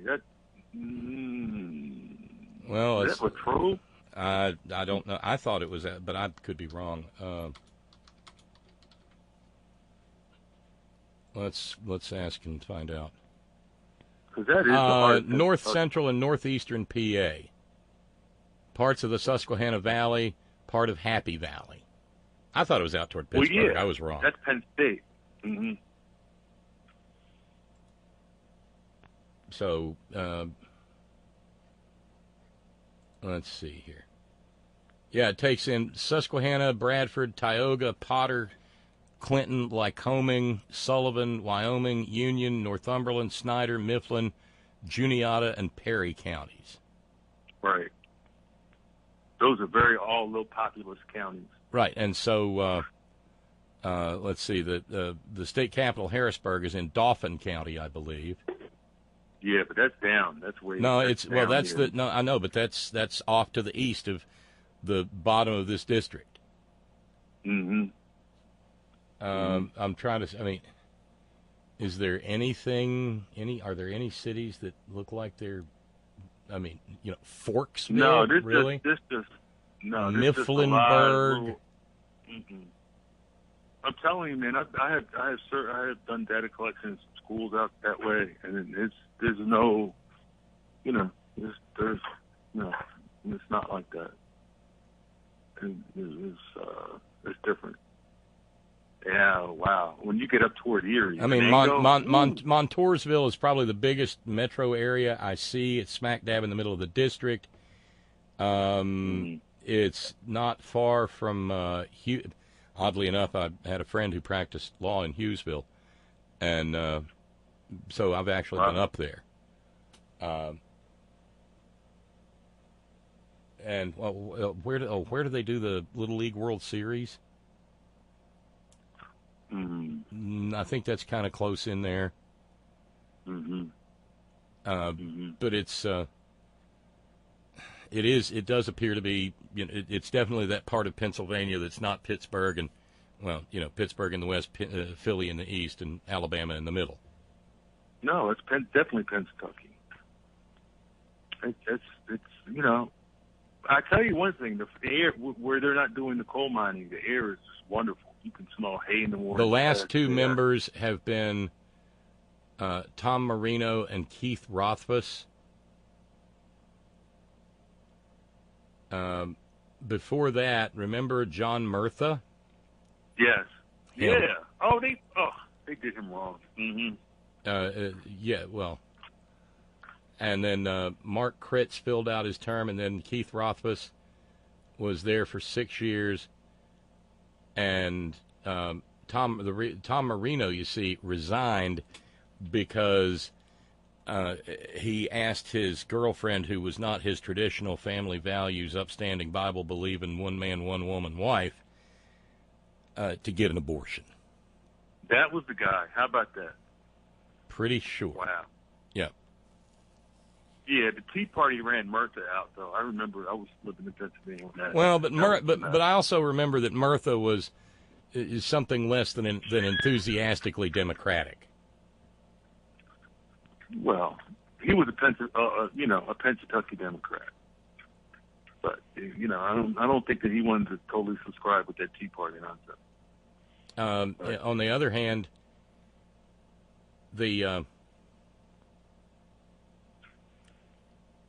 let's see here. The Freedom's Defense Fund PAC has spent $10,000 on digital ad buys. Supporting Electing American Leaders PAC spent $10,000 on digital ads in support of the Republican. House Freedom Action spent $41,000 on it.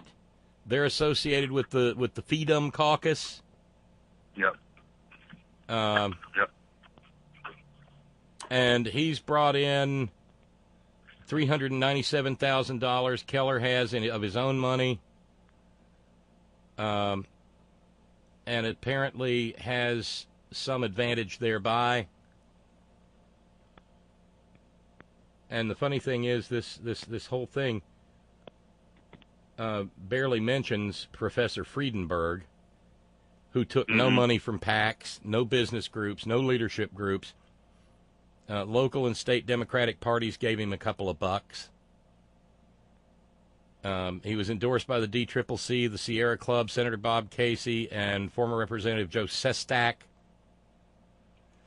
So, this guy that was endorsed by Trump will probably win. And it will, and of course, Julius Geezer will be unfucking bearable tomorrow.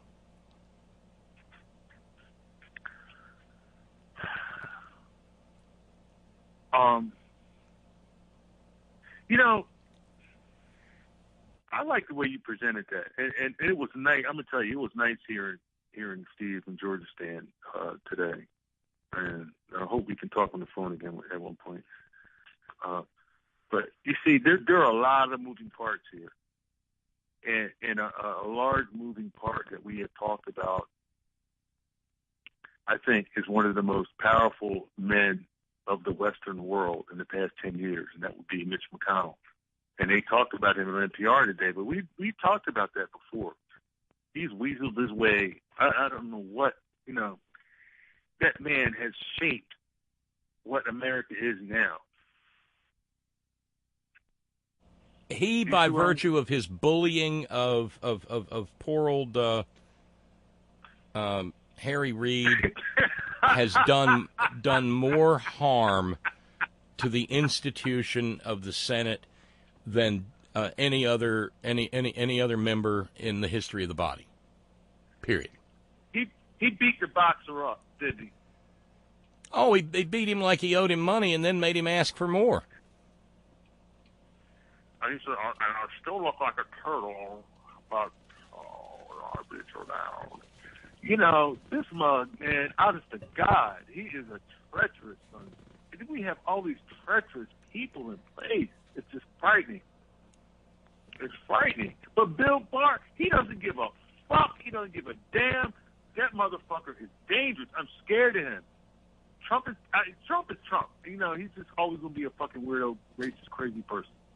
And you know, and his limbic system is, you know, he's just, ugh.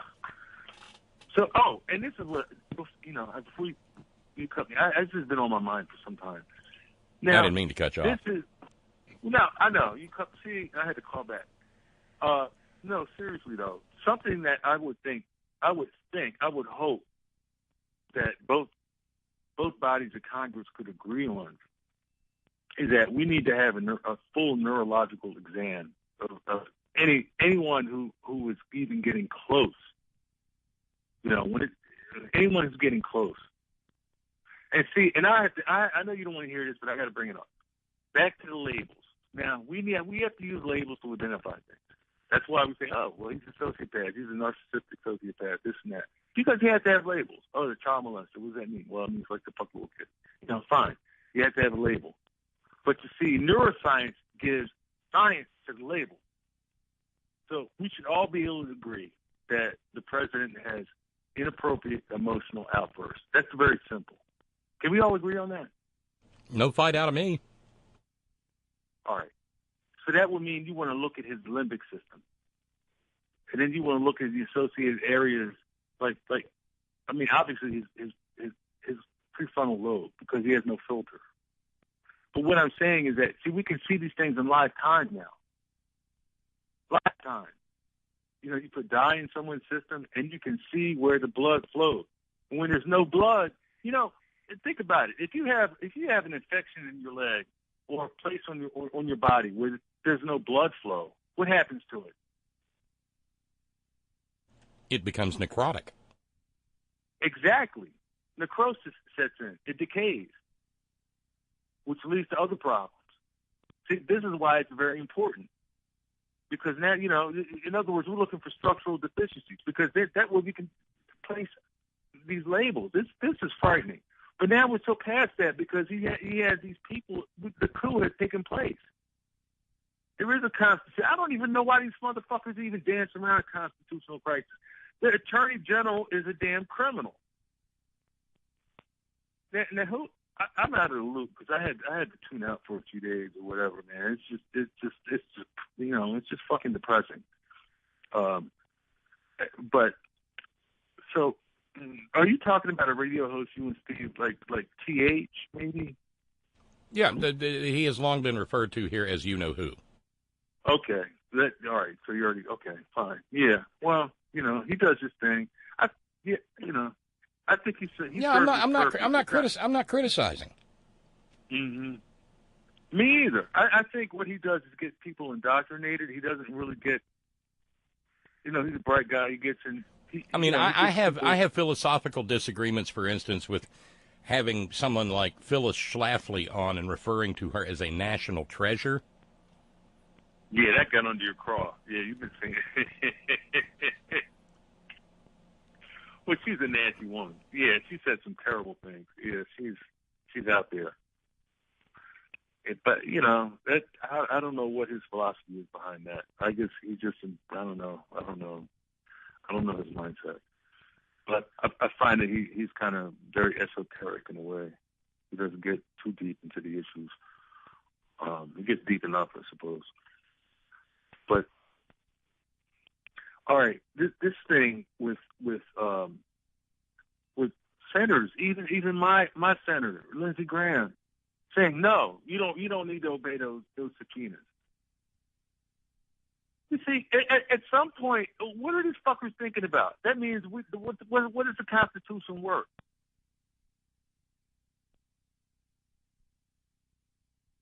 It's only value to them, Todd, is how much money they can make from it. That's their only metric. I mean, that may seem oversimplistic, but it is. All they care, the power elite of the right wing in this country cares about how much money they can make doing whatever it is they're doing. And if the Constitution gets in the way, the Constitution loses.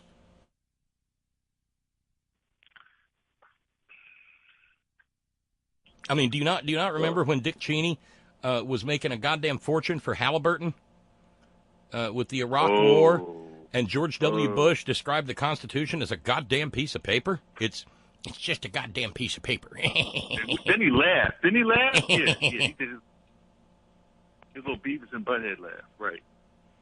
Yep. Yeah. No, yep. And that phrase you like to use, the acronym IK, when is it? IOKIYAR. Right. Is that just another way of saying Machiavellian? No, that's past Machiavellian. Machiavellian is just ends-based decision making.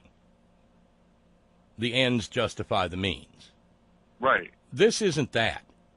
This is something far more crass and far more ignorant and far less nuanced, frankly.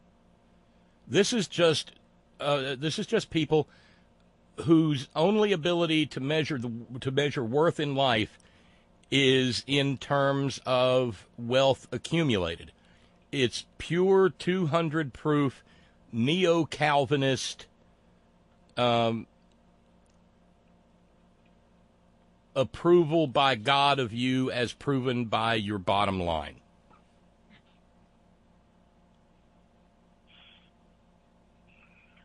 Well, that's hard to compete against. I mean, there's none of this highfalutin, high-flown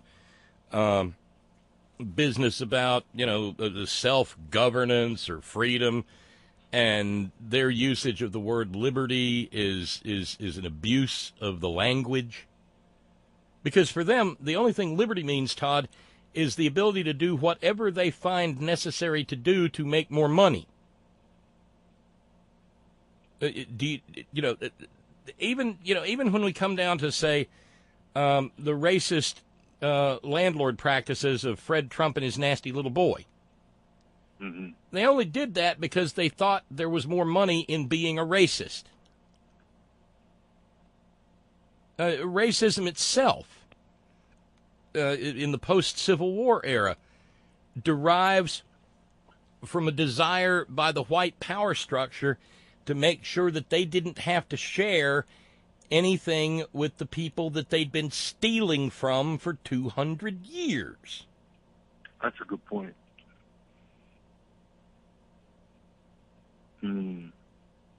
It's all cheap labor. I said last night that what we talk about is income inequality. It doesn't matter to corporate America. They don't see a problem in this country. They don't care if somebody doesn't have enough money to keep a roof over their head. They'll just hire someone else. Because there are always someone else's. A buddy of mine once coined what he called the raindrop theory of the coal industry. He said a coal company cares more about one raindrop than they do about every worker in their mine. Because one raindrop can land on one piece of equipment, and that one raindrop can cause, a molecule of rust to form. And the next thing you know, that rust is all over that piece of equipment, and then they got to buy a new piece of equipment. On the other hand, if some guy dies in a slate fall in the mine, there's a guy waiting just outside the mine to take his place. We saw that. But we had to buy another piece of equipment, right? Right, but you'd have to spend money on another piece of equipment. People are a dime a dozen. And then we can hire that new guy. He's a low wage. He's a low end. I mean, we saw it writ large in the Hawks Nest disaster back in the 1930s, just down the mountain from me. Young African-American men came from all over the South because there was work here, and it was good-paying work. Mm-hmm. And they didn't know anything about silicosis.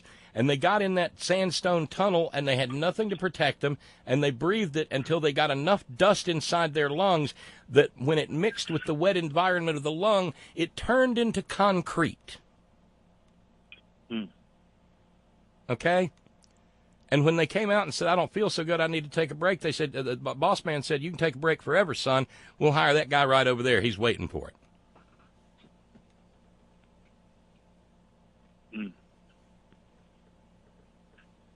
That's America. Hey, man, the business of America. Mm-hmm. Yeah. Isn't that what Calvin Coolidge said? The business of America is business. So, it's just hard for me to get my mind around this bar asshole. And I'm going back to what I said before. How are these high-paid assholes on television and the radio? They're not stupid. They knew who this guy was. They should have just said, well, he has a record of... That's just straight news. That's not slant. And speaking of which, this question has been on my mind. I mean, if you don't want to answer right now, if you you feel like you can't answer right now, it's fine. Please think about it, and I ask you at a later date. Who do you think, singularly, is the straightest news presenter, news reporter, either in print or on television? Minus the spin. Most folks do news and then spin. You know what I mean? If people do news and analysis and news, right. So, and if you can't answer right now, just please think about it, because I think it's important. Well, and I agree that it is.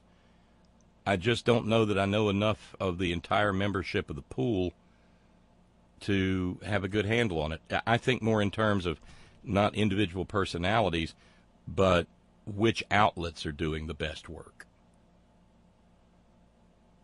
Well, like that's a good way to frame it. McClatchy. Mm-hmm. Some of the Washington Post's work is very good. The presence of Maggie Haberman at the New York Times to work from a negative standpoint is enough to call a lot of what they do into question. Mm-hmm. Simply because, among other things, she spent so many goddamn years yelling, "But her emails." Yep. Yeah. Lo and behold, we found out that Betsy DeVos used her private email even after she became education secretary, but the maggots aren't out there yelling, "Lock her up." But it's them. It's okay if they do. IOKIYAR. That's fine. As long as we don't do it. Now. By the way, we got a little more geographic information. Eileen just told me over on Twitter. I'm from Williamsport, PA. That's what I was thinking of. Williamsport, nearest city, 25,000 to Montoursville. Montoursville's a burb, site of the airport. No college, no industry, but a good sub shop. It is Pennsylvania heavy right wing. Thank you, Eileen. And Clarence reminds me, if you think back in time, that was the town where they lost a large part of the high school population. The students were in an aircraft accident off of Long Island. You're also right about Williamsport. The town is adjacent to US 15. Muncie, PA is nearby. They have a state correctional facility for women. So. Yeah. Well, Pennsylvania, they have prisons. That's great. I'm so glad. Yeah. I put Williamsport. You're right. Williamsport. Wait a minute. Little League World Series. Yeah. Yeah. It's been so long since I've watched that. Yeah, exactly. But I'll be honest. Those little, like, I remember going to Roaring Spring. There's a little town called Roaring Spring. Oh my God, it's beautiful. But those, I'm sure it's 100% Trump. And they have spring water. That's the whole thing. There's a water plant. Yeah. By the way, Jimmy in the Great Northwest says the POTUS group made the bed. Now let them die in it. Renee earlier in D.C. said, it sounds like you're indicating if the attorney of the accused is unable to prove their side of the case against the SCOTUS decision, the SCOTUS decision must prevail. McTurtle is just the Senate sideshow. Either one or the other must prove their case. Well, the thing is, the concept of res judicata says that says that once a case has been finally adjudicated, it's not going to be, once an issue has been finally adjudicated, it's not going to be re-adjudicated in another forum, and in fact that the previous decision will stand. I'm trying to think of a good way to describe this. Let's say that there's a case that says... I thought you just did. Well, no, but let's say that there's a case that says asbestos causes cancer. And it gets adjudicated, proven, tried to conclusion, goes all the way to the Supreme Court, and there's nowhere else to go. And so we have a legal ruling, asbestos causes cancer. I'm speaking broadly here. Well, in the next asbestos case, it's going to be res judicata that asbestos causes cancer. We're not going to relitigate whether asbestos causes cancer all over again. That was already settled. So it's res judicata. Res judicata. And so if you wind up with Supreme Court decisions relating to the refusal of the Trump administration to honor a subpoena,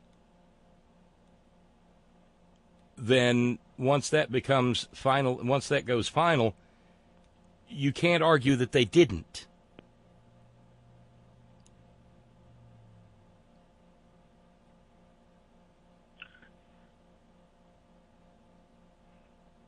And then the argument in the Senate is whether or not refusal to honor a subpoena constitutes a high crime or misdemeanor.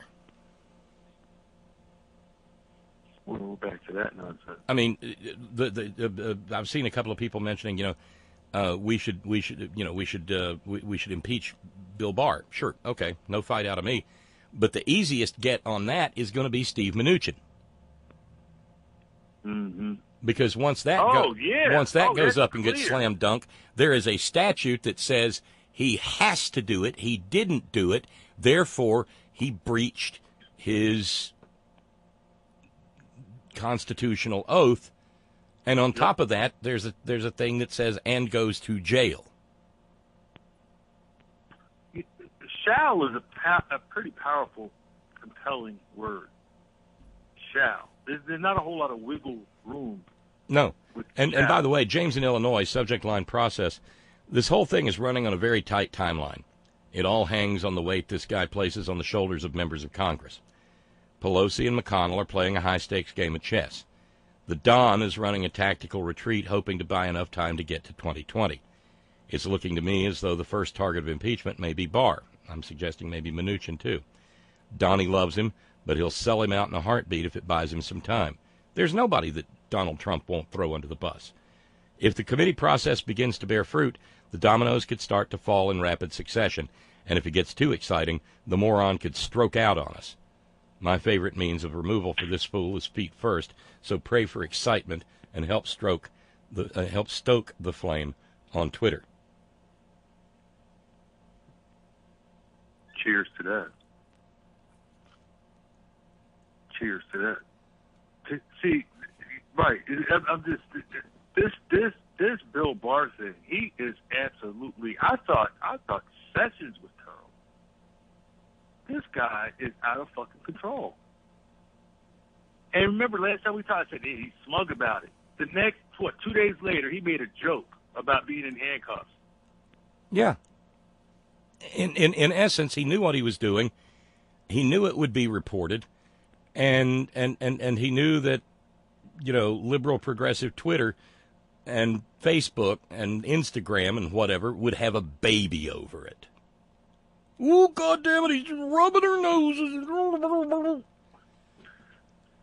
It's like we've got people out there who never heard that old line that he who laughs last laughs loudest. Or if you wait by the river long enough, the body of your enemy will float by. But who was it this morning on Morning Joe? they brought up a good point. We really, in addition to what I understand what you're saying, we wait for this thing to chug along because we have Adam Schiff, the folks on committees. It looks like so far the judiciary is in our corner so far. But we have to wait and see what is going to happen with some of these things. Now, I just slightly lost my train of thought because I was thinking about a million other things. But it had to do with Bill Barr. It's something so obvious. It's just so obvious. I don't know, and maybe it wasn't that important. Well, anyway, probably somebody else. Oh, wait, before I let you go, wait. Yes. Please. This is fun stuff. No, the stuffed pork loin, okay? So there's so many permutations and combinations. Oh, you can do anything with that. As long as you do the trifold on it, you're golden. Oh, right. So, getting better with the I could flatten it out. I just got back into a mode with that. So, stuffing, stovetop stuffing. Oh, come on, dude. Oh, my great huge man. This ain't no joke. Man, this people have at least do homemade cornbread. I was up at the Wiggling Pig today, and it was Pork Chop Tuesday. and it was also Beans and Cornbread Tuesday. Oh. So, but the thing is, the nice thing about living in a place like this is that whatever else is wrong, you can count on the ladies who work back in the deli on the hot bar would rather deny Christ than make cornbread out of a box marked Jiffy. Oh. And no shit. You get the real cornbread, man? And it was real cornbread, and it wasn't sweet like cake. Oh. Oh, and just. Oh, you had real butter on it? I brought it home. Got the Kerrygold out. Oh, here we go. We're on the high-speed rail now. Yeah, that Kerrygold is different. It's different. We have to have good things in life. Good, just while we can before it's illegal. Because who knows what could happen. I wish I could remember what I wanted to tell you, man. By the way, you do get a cowbell. That's been awarded by Darlene in Connecticut. I like that. Hi, Darlene. I like that. Help stoke the stroke. Body language observation. Whenever Barr bats his eyelashes in rapid succession after speaking, he's just dissembled big time. He's just told a whopper of a lie. Yes, Darlene. Yes, I absolutely agree with that. And he shits his body. Yup, he sure does. See, this is the thing. Everyone knows he's a pathetic, fucking fat Pygmalion liar. And I hate to talk on people's body type, but he deserves it. Just like that nasty woman who's supposed to be a press conference person. They bring it on themselves. He is just disgusting. He is just an awful, awful professional individual. I don't know. He must be like that in person now. I just don't understand how you can function in life with this shit hanging over his head with no compunction. I don't understand. How the hell can you say no? We're not talking to anyone. And remember, let's go back to Mnuchin, because that motherfucker is what a snake. Let's remember, just soon after he got hired, he had his little model wife. She's cute and all that. Where did they go? They went to the Mint. They went to Fort fucking Knox, if I recall correctly. Yeah, more than a minute. They went to, right, he had to get special, right, they went to Fort Knox so he could hold up gold, money, and taking selfies. Oh, they were yucking it up. And I think they took the Air Force 2 or something to get there. Well, it did something nefarious to get the airfare over there. So, these folks they're not working for us. This is the thing. I don't understand these folks that support this administration. They want to believe in something. That's the thing. That last election was about emotion. It wasn't about. Well, they all are. They all are. Nobody goes to the polls with a tax table in their hand. You didn't meet my uncle, did you? Well, okay. There's an exception to every rule, but people are motivated emotionally. They process things intellectually. You hope, but in the final, when it comes right down to it, it's a matter of likability. And we had a likability. I know people get pissed off, but we had a likability problem in 2016. The Hilarians didn't like the Burnouts, and the Burnouts didn't like the Hilarians. And so, that's where that way lies madness. By the way, you got fan mail. Eileen says, I keep forgetting to say hi, Todd. I love Todd. Hi, Eileen. Love you too.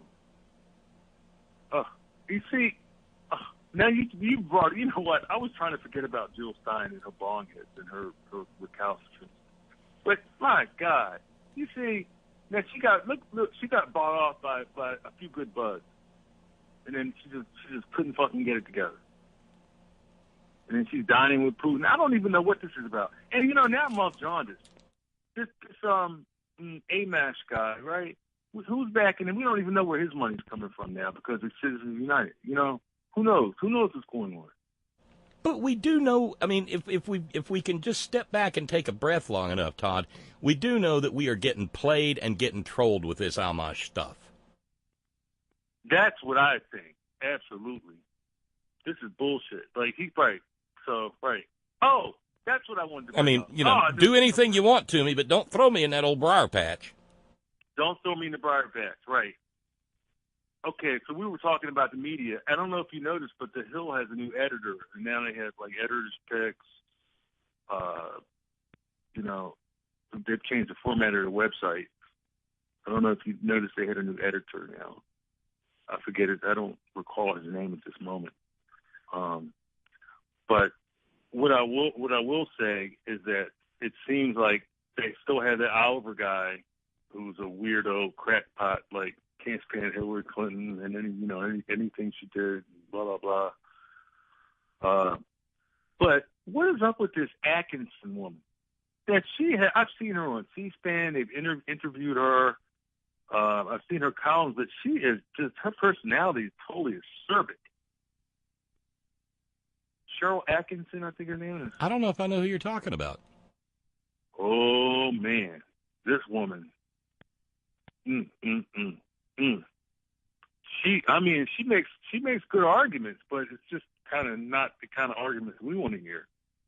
But I mean, really, you're not familiar with Atkinson? No. Atkinson. Okay.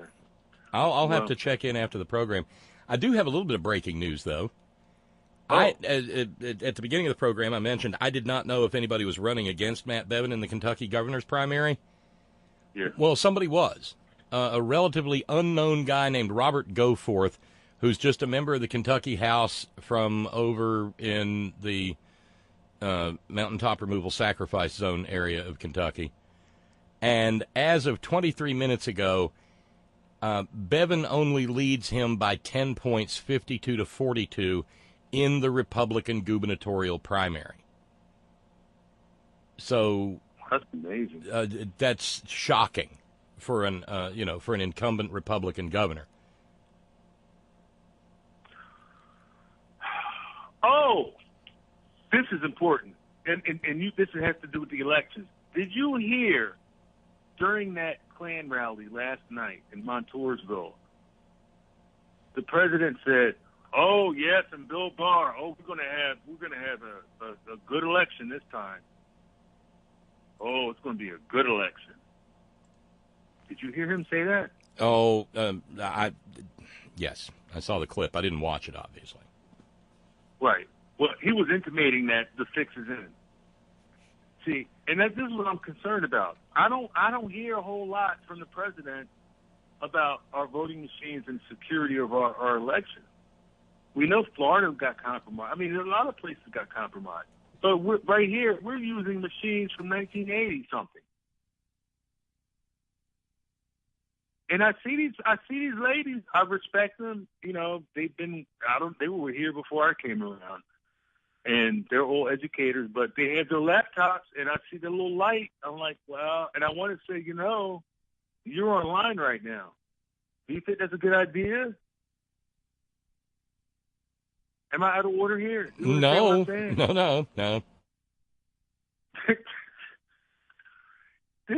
But see, you can't. You know how these little towns are in the South. You can't say anything like that. I mean, I'll call the police and say you're disorderly. It's just you can't.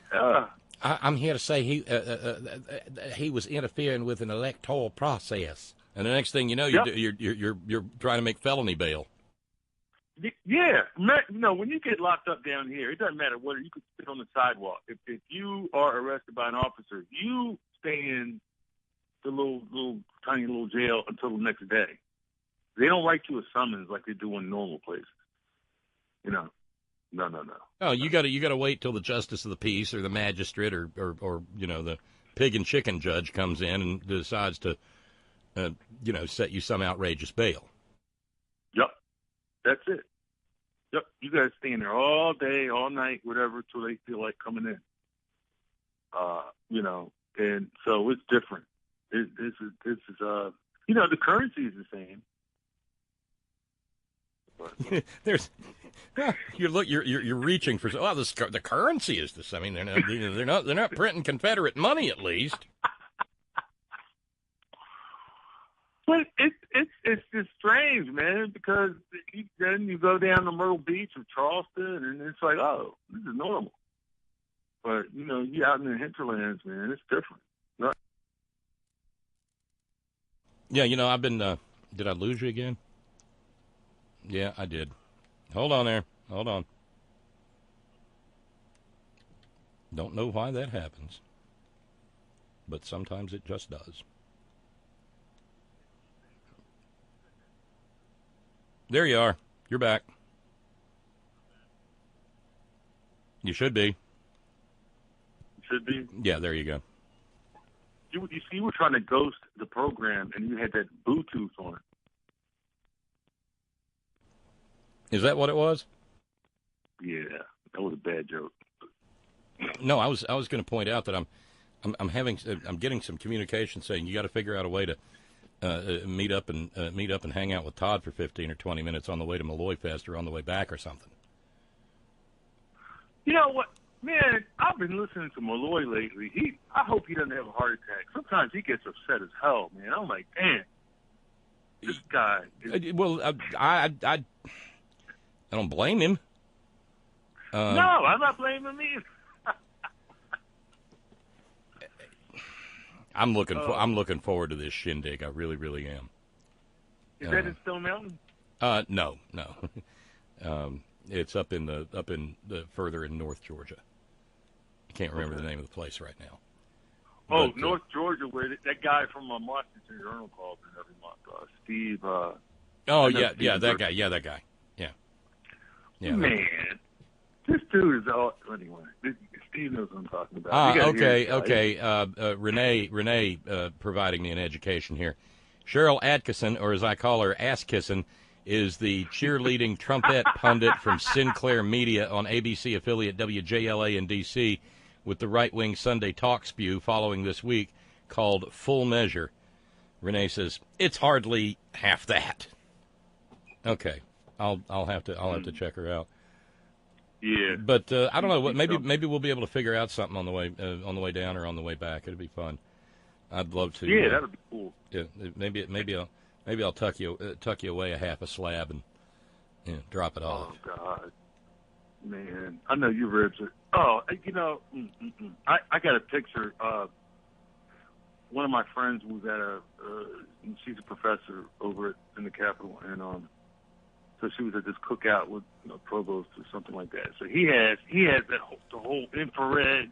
She sent me a picture. She said, "Todd, I know you'll love this." He has a little tiny acorn with the thermometer, and it's like this digital computer.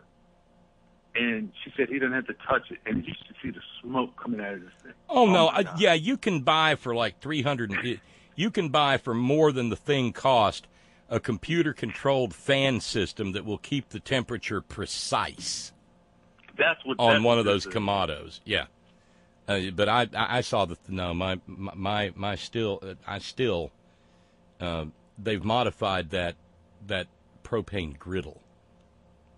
There's a little less griddle space, but you get 2 propane burners, and it comes with a deep fryer that hooks onto the frame and sits on top of the burner. Oh hell yeah! So you can do it all. No, that's super important. Look, I've been deep frying in the house, and it's not a good idea. Don't do it. I'm just telling you, don't. It's just fucked. The cleaning, I can't stop cleaning now. It's just shit all. I gotta. It's terrible. But fried okra, I would tell you something. Fried okra is like crack.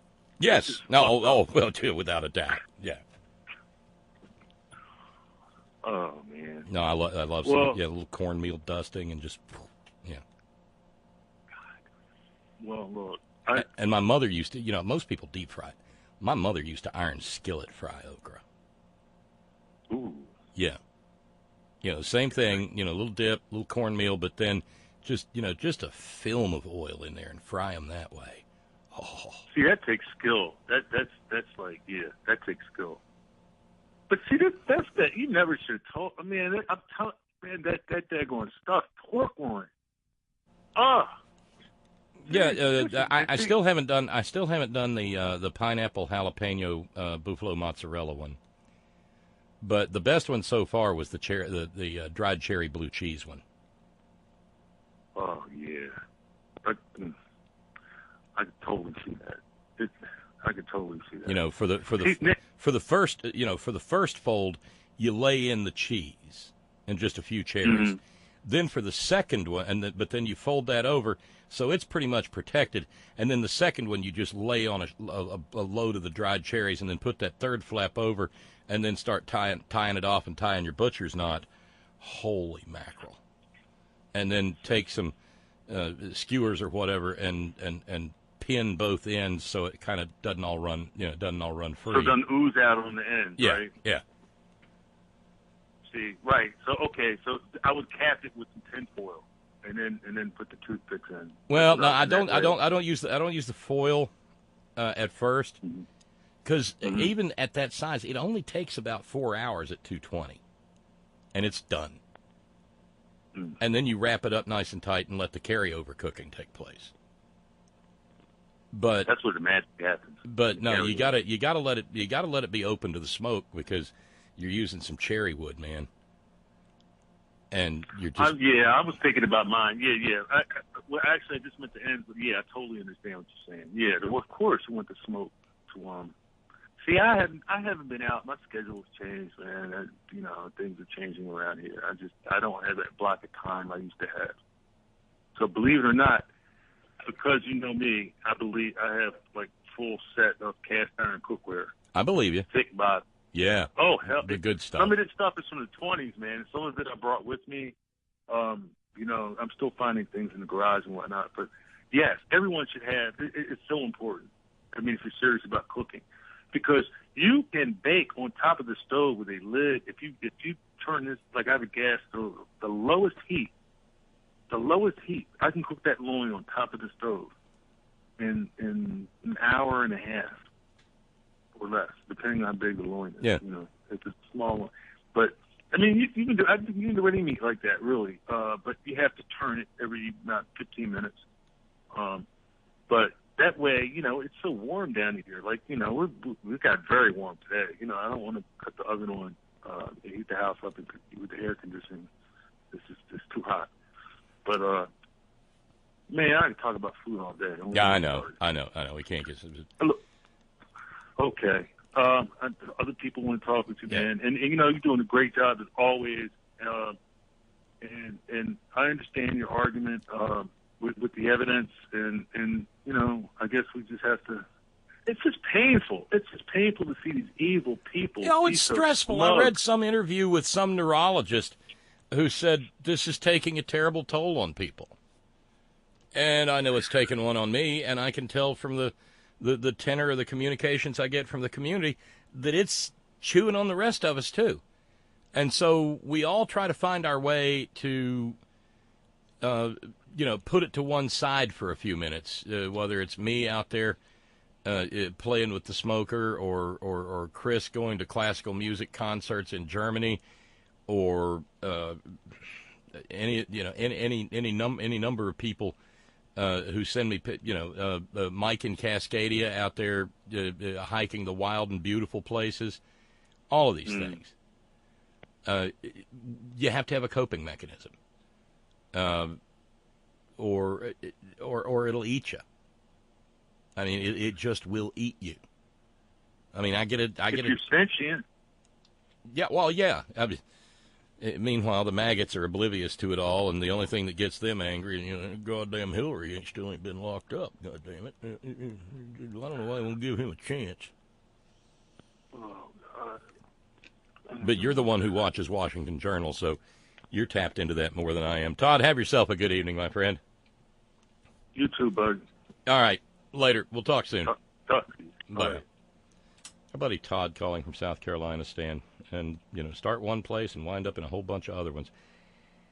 By the way, I got a note from John. Everybody talking about Hartman kind of losing his shit today. It will replay, I think, at midnight on FYI over at FYINation.com. So that's there for you if you want it.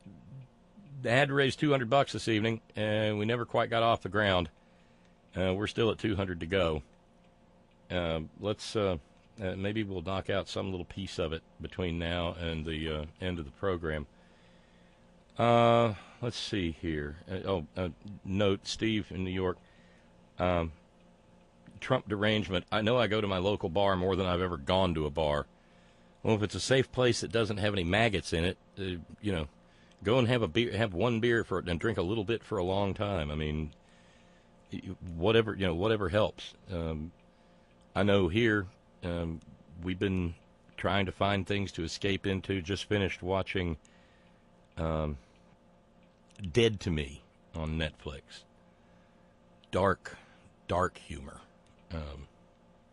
But it was 10 good episodes and no spoilers. I wish I could get all upset about the ending of Game of Thrones, but I really don't know much about the beginning of it either. So that, I think me and 3 other people in this country are the only ones who didn't watch it. So that's what that is. Maybe once it's safe, I'll watch the whole thing. But now that I know they fucked up the ending, I really don't want to. Right? Meanwhile, let's run over and check in with Scott. Hey, Scott. Hey, Bob.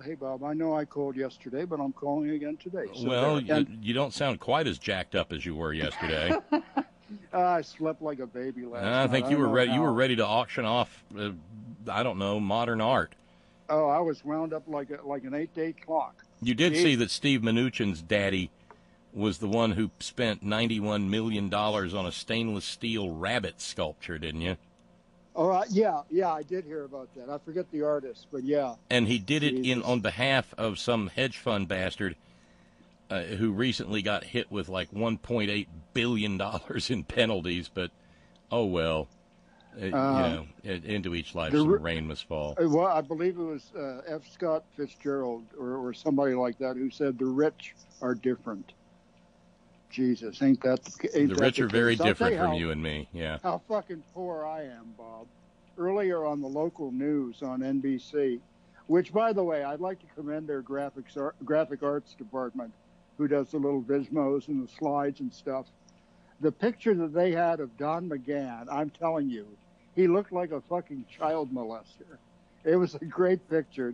I'll screenshot it at the 6 or the 11 and send it to you. Oh, it was whoever picked that picture. Good for them. Bravo, NBC7 San Diego. But that's not why I called. First of all, I got two things, basically. Well, one and a half things. I'd like to thank Steve in Georgistan and Todd in South Carolina, is it? Stan, yes. And I got to figure out a way to be in communication with Todd. He is someone with whom I'm sure we could have a ambling conversation. Maybe I'll send my contact stuff to Tracy because I know she's friends with Todd, and we can connect at some point. But Williamsport, Pennsylvania. I whipped out my handy Nielsen Media Market ranking, and it says Williamsport is 8th from the bottom in terms of size. It's market rank 261 on the great Nielsen chart of radio and TV radio markets. Anyway, metro population 12 plus 99,200. There are, God bless them, there are 1,900 Hispanic people. God, let's wish them all well. And 5,100 black people, 12 plus, in the greater Williamsport media market area. So where Trump is really going to those major metros to drum up votes this time around. What is your market, media market? Is it Blueville, Bluefield? Beckley, Bluefield, I guess. Well, I have Bluefield as a little lower than Williamsport. It's the 264th ranked market in terms of size. And well, once upon a time, Beckley was the 5th smallest radio market in America. Yeah, I don't see. And that was one of my claims to fame. You know, if you're going to be anything, be 5th smallest. Yeah, but you and Steve and Todd, to a certain extent, were talking about, are we there yet in terms of ready for impeachment? And it brought to mind immediately a quote from the movie All the President's Men. You've seen All the President's Men, haven't you? Lots of times, yeah. All right. Well, for those who haven't or haven't watched it in a while, my TV viewing tip for you, since it's on Netflix, watch All the President's Men and then watch a documentary from 2003 that's on YouTube called Watergate Plus 30. It's a 2-hour documentary. Well, watch All the President's Men first, and then watch Watergate Plus 30. And I'm telling you, if you're at all perceptive, and you watch both of these films in terms of Trump as the current chief executive, and kind of superimpose the Trump that we know over the scenario seen in Watergate and in All the President's Men and in Watergate Plus 30. And I think it'll give you some insights as to what may be happening when we're together. But the quote in question from All the President's Men in terms, are we there yet, in terms of ready to do the impeachment, if we do it, there's a scene in the wake of a article that Woodward and Bernstein wrote. They misattributed it. They meant to put Haldeman, or Ehrlich, wait a minute. They meant to put that Haldeman was the person responsible for the evil deed, but they put Ehrlichman had done the deed. They misreported is what they did. And it was a minor mistake, yet in this context, it was a major mistake. Okay? So then Ron Ziegler, the press secretary at the time, trotted out and talked about shoddy journalism in the Washington Post. And we know the type of people that run the Washington Post. We know who Ben Bradley supports, and we know how he thinks politically. But anyway, when Woodward and Deep Throat met in the parking garage in Arlington, Deep Throat, angry tone in parenthesis, telling Woodward, you let Haldeman slip away. And Woodward sheepishly says yes. And then Deep Throat says this is the story for him. I didn't think that was possible. In a conspiracy like this, you have to build from the outer edges and go step by step. And here's the salient point. If you shoot too high and miss, everybody feels more secure. You put the investigation back months. And that's the crux of the question. That's the answer to the question, are we there yet? If it's true and accurate and decent, responsible reporting, it's also got to be true in terms of the House Judiciary Panel coming up with the articles of impeachment, okay? And we're not there yet. We're still gathering evidence. And we dare not risk shooting too high and missing in terms of an outcome, because it's just the stakes are too goddamn high with this guy. We've got to have him dead to rights. And while the information can dribble out a drop here and a drop there, I mean, I remember the Clinton era, and I forget who the asshole was who said drip, drip, drip. Yeah, I was one of them. Well, I mean, that's fine if that's how it reaches the public, but when it comes time to do a bill of impeachment, it's got to be one blast. Yeah. And I don't want to file a bill of impeachment before we know everything we can know. I mean, I guess if you had the aforementioned hypothetical video footage that we've talked about, Scott, in which he is seen to shoot someone on Pennsylvania Avenue in front of the White House with 56 FBI law enforcement officers watching and shooting video, that would be one thing. But these are all things that are going to be argued over. And the more things you have that are already settled by the courts, then the more likely you are, to the extent that there is any likelihood of success, the more likely you are to succeed. And what is that judicial principle that I'd never heard of until you brought it to my attention? It's called chicken piccata. No. When you said it, the first time I heard it, I kept thinking of that song in The Lion King. Hakuna Matata? Yes. Yeah. It is. That's exactly what it is. It's Hakuna Matata. It means no worries. Yeah. No, it's res, R-E-S, judicata, J-U-D-I-C-A-T-A. Yeah. And what is the translation? It means... the thing has been judged, or the thing adjudged. Yeah. And those things, as you said, can be used in other proceedings. I mean, okay, right. Okay, so here's a really good example. Okay. Had O.J. Simpson been found guilty, I mean, later on they succeeded in the civil case, Fred Goldman and all. They succeeded. They proved. Yeah. Because the standard of proof in a civil case, more likely than not, is much lower than what it is in a criminal case, beyond a reasonable doubt. If you've got a civil case and a criminal case tracking on the same subject matter, and you get a guilty verdict in a criminal case by beyond a reasonable doubt, then civil liability is done because it's res judicata. It's already been proven in a competent court of law. Okay. You see? Yeah. Now, this brings to mind a question, and I don't even know if they're comparable. Is an impeachment proceeding more like a civil case in terms of evidence or a criminal case? It's neither. Okay. It's because it's a political operation. Yeah. Okay. And that's the one place where I did take issue with Nancy Pelosi and what she said to Mika Brzezinski. She said, this isn't politics. Impeachment is always politics. Yeah. All you have to do is read the Federalist Papers, and they will tell you this is not a criminal proceeding. This is not a civil proceeding. This is a political proceeding.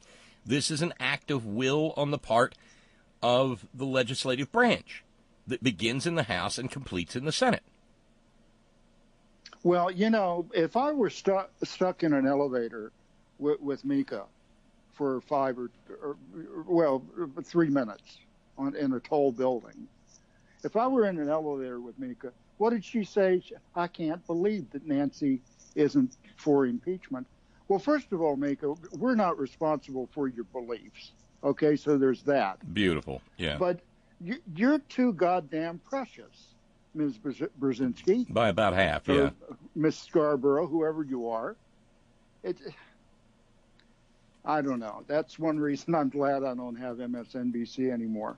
But getting back to the Deep Throat quote, I can't stress it too strongly. We have got to have our ducks in the proverbial row. Our T's must be crossed and our I's must be dotted. And we've got to have the case, as the old school lawyers would say, this case has got to be a lead pipe cinch. Okay? So, there's that. The stakes are too high to do anything else than to have it together before we proceed. I'm not even sure if we should proceed with impeachment, but I'm not in that pay grade. I'm not making that decision. So, but you do understand the value that having things all adjudicated all the way to the Supreme Court would have in that process, right? Oh yes, definitely. And I'm glad that. I mean, it was when the Supreme Court said, "Come on, Dick, quit fucking around, turn over the tapes." 2 days later, he resigned. Yeah. And see, that's the thing. That's how sure about our case we have to be in this endeavor. Okay? And by the way, there is some breaking news. Mm-hmm. I just saw this a few minutes ago. Someone has leaked a draft Internal Revenue Service legal memo. Well, I sent you that. To the Washington Post. Oh, yes. Yeah. Yes. And in it, they say that the IRS has no choice but to turn over his 1040s. Yeah. And this is directly at odds, of course, with what Mnuchin has argued. Yeah, and what Trump has said. The Secretary's obligation to disclose return information would not be affected by the failure of a tax writing committee to state a reason for the request. The only basis the agency's refusal to comply with the committee's subpoena would be the invocation of the doctrine of executive privilege. That's important because they have not asserted executive privilege over his IRS documents, and frankly, that's a legal fight he doesn't want to have. Yeah, because he wasn't an executive during the space of time that the documents cover. Bing. Am I right? Yeah. Well, some of it, yeah. See, here's the deal. I don't want to, and you can't make me defense has just been shot down. But the other part of it is that Mazars, under the status that presently obtains, the accounting firm Mazars, they don't get a choice. Tomorrow will be 5 days until they have to comply with the subpoena. Yeah, and they did not get a stay pending appeal. And they're not chief executives. Right, and so, but they also, I guess the D.C. Circuit could overrule and grant a stay pending appeal. On what grounds? Because they want to. I mean, they would have, they would have to find that the trial court judge clearly erred in his analysis, which he sets out in the memorandum opinion at length, that he erred in his analysis.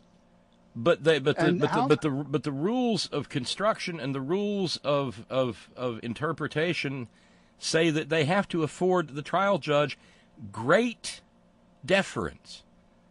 Mm-hmm. Okay? And only if it appears that he is engaging in arbitrary or capricious conduct or is plainly wrong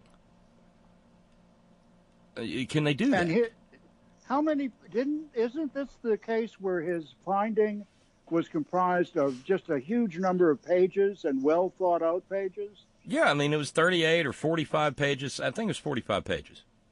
Yeah. and everything was collated and folded and spindled and neatly laid out in subsections and paragraphs like federal judges are wont to do. And beautifully bound in a pretty Kinko's cover. Damn straight. But so there's got to be a little bit of shit hemorrhaging going on right now. Because among other things, I wouldn't want to be the pettifogger, Mr. Consovoy, who says to Trump, look, they got to do this. Or they're going to be in a world of hurt. Yeah, you don't want to open this can of worms. The CEO, they will come and get the CEO. Yeah. Oh, and we've got a ringside seat, Bob. May you live in interesting times. Well, we do. It's but I know time is short. All I was going to say is that this is going to play out with the Deutsche Bank case again. Mm-hmm. Yeah. And it's going to wind up playing out with regard to every subpoena that's been issued by a congressional committee. He's going to, and the thing is, he filed the litigation with regard to Mazars and Deutsche Bank, Citibank. He pulled the house down on his own head. Yeah. Well, a song cue comes to mind. No place to run to, no place to hide. And I fought the law, and the law won. With that one, too, yeah. Well, a twofer, a double play. Here on the mighty 1390 Weave, the lively one. Jesus, take me back. The guy is not. He's not. When he's up against, see, in business, even in New York business, you can fuck people over for months and years and decades, which he obviously has done. But when you're on this playing field and you're the president of the United States and there are co-equal branches of government, it is a different place that you're in. And you and I both know that this is not something that he has ever grasped. They said during the run-up to the election that he was, if history is any indication, he will treat the presidency and approach it the way he approaches his business. Well, it's one thing to have a sole proprietorship or whatever mechanism he operates under in New York with the Trump Organization. Okay, where there's just one guy and he's the end all and be all and nobody can question his choices and decisions. It's another thing to be where he is now, and Nixon found it out, and a number of people over the years have found it out. People in the Congress have found it out who have erred and gone the wrong way in life. And he's no exception. He's no privileged character, as much as he might think that he is what I'm saying. So, well, let me do a couple of, because tonight's a timely one, a TV viewing tip that I've got to get on here tonight. For people who have PBS on their TV set, there's a front line tonight called Supreme Revenge. And it's inside the no-holds-barred war for the Supreme Court. From Brett Kavanaugh to Robert Bork, an investigation of how a 30-year-old grievance transformed the court and turned confirmations into bitter partisan conflicts. PBS Frontline tonight, check local listings. And the other one, if you've got HBO, they're 3 episodes into a 5-episode miniseries, Chernobyl. I didn't think I would like it just because the subject matter is so bleak and devastating. But it is well acted, and the photography and the production values are, I refer to them as starkly beautiful.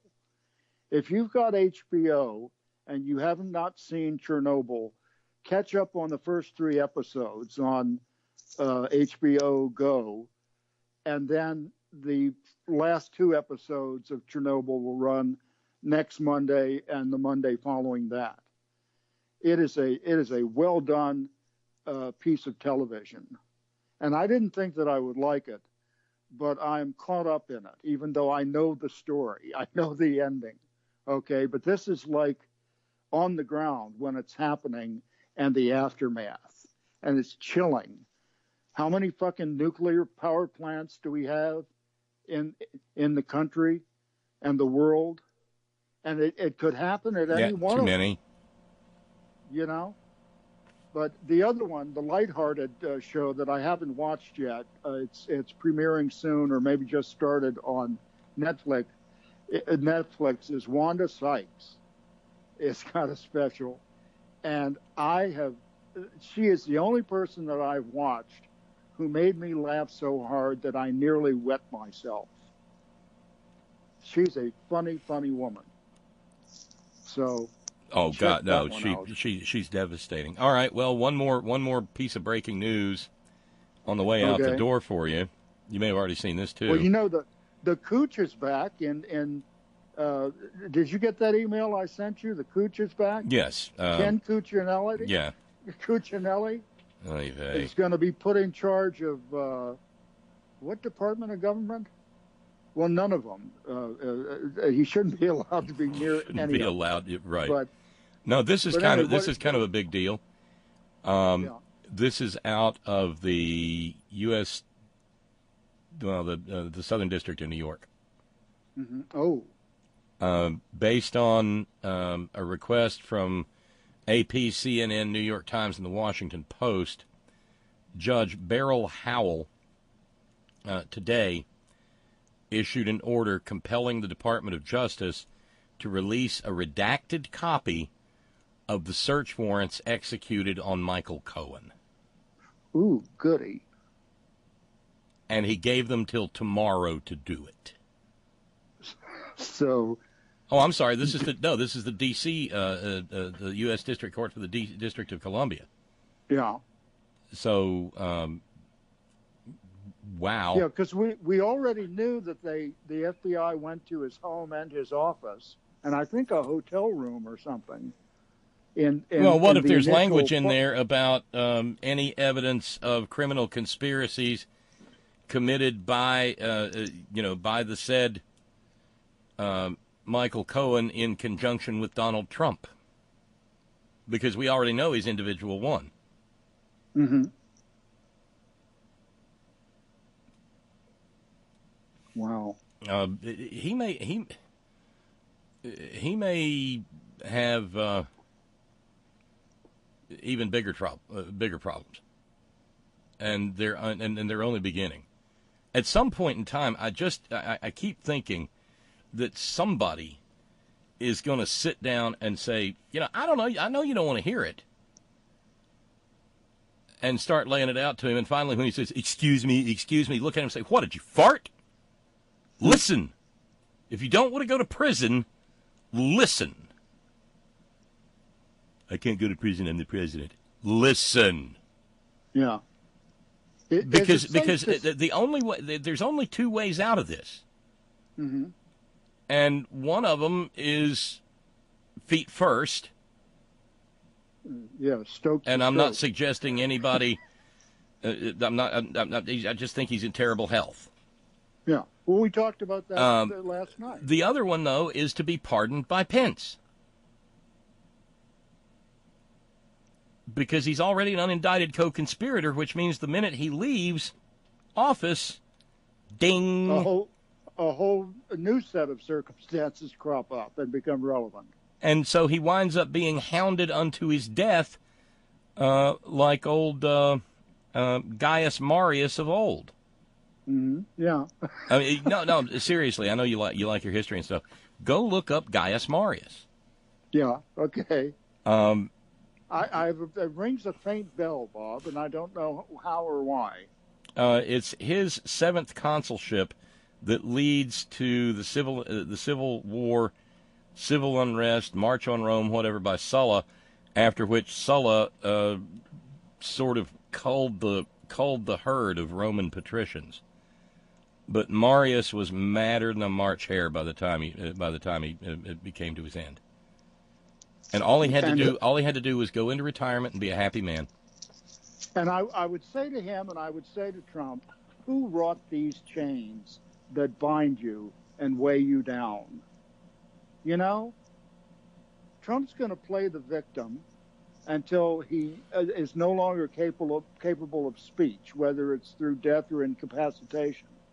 He's going to play the victim, but if he really had an interest in growing from out of life's experience, he would face the question honestly: who wrought these chains that bind you and weigh you so heavily down, Donald? Because I mean, isn't that the point? Don't we go through shit to learn from the shit and become, you know, wiser? It's the way it's and better supposed to people? work. Well, he apparently didn't get the memo, Bob. No, not in the least. Scott, have yourself a good evening, my friend. And I hope you make it a Netflix evening too, Bob. All right, take care. Really, watch All the President's Men again, and that YouTube show Watergate Plus 30. It'll ring a few bells from your history banks in your head, and look at Trump through the lens of those two pieces of film, and I think you're going to get something from it beyond what you got the first time that you watched All the President's Men. So anyway, yes, have a good evening. All right, take care. Evening. See you, Scott. I'll see you. Bye now. Bye.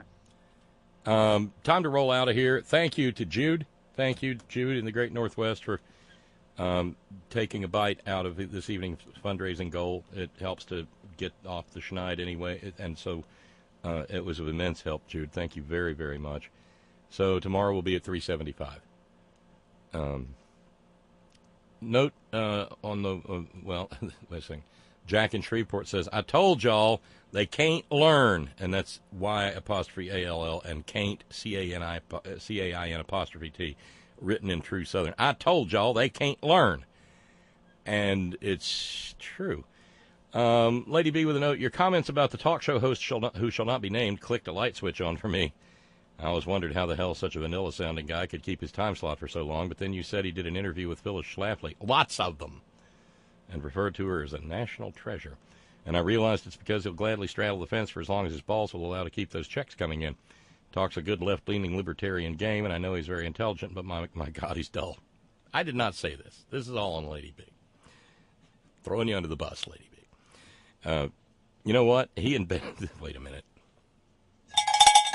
You know what? He and Ben Carson should make a sleepy time video together. Ben could just sit there looking stupid, and you-know-who could provide narration. Voila! No more insomnia. Anyway, your comments earlier about Nancy Pelosi playing the long game make sense. I get it. But I don't like it. In fact, I'm tired of it. I can plot to put up the perfect fence around my garden for years, but in the meantime, the rabbits have made sure I've got no fucking garden. Yeah, I'm playing the long game by planning to build the most structurally sound break-in proof fence, but meanwhile, the rabbits are well-fed, breeding like crazy, and I've got no vegetables to can for the winter. My point is, how many jobs have to be lost, regulations destroyed, rivers be polluted, and immigrant children must die before we build that metaphorical fence around this administration and stop this madness from spreading? Is this just collateral damage? Acceptable losses? And who among us are willing to lose the battle in order to win this childish war?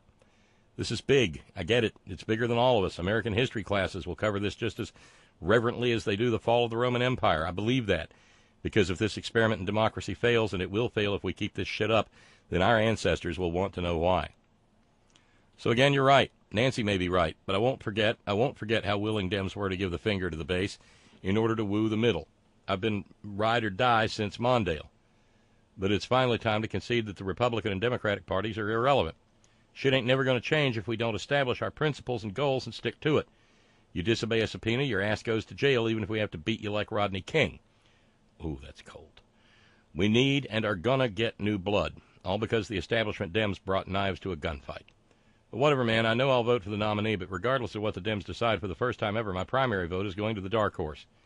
Change starts from within, and right now it's the Democratic Party's race to lose. Thanks for keeping it real, Bob. Thank you, Lady B. And, you know, I feel a need to respond just a little bit to that.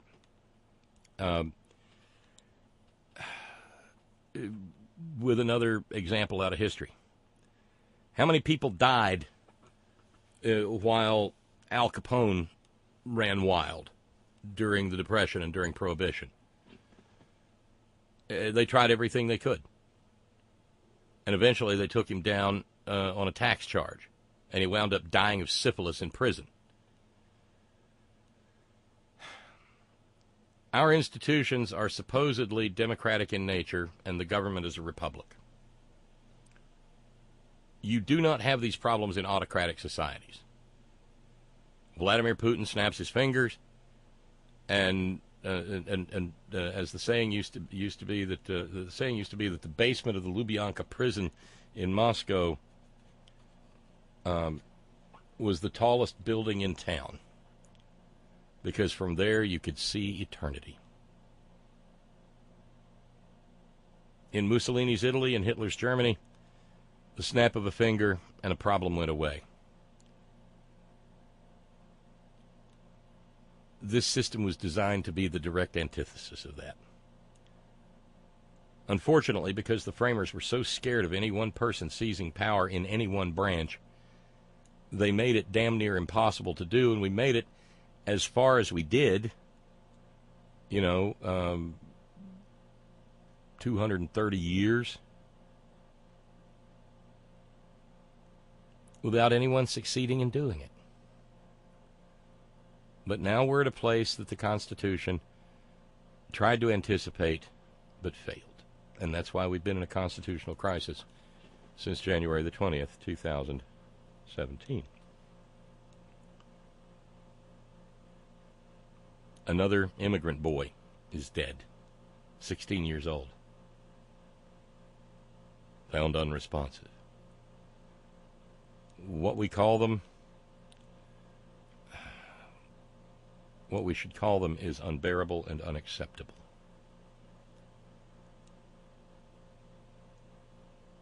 But you're not going to beat Donald Trump with weak arguments. And right now, most of the arguments that we have are structurally unsound.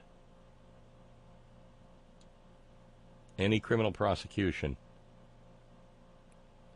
is always based on an ingathering of enough evidence to prove the person guilty beyond a reasonable doubt.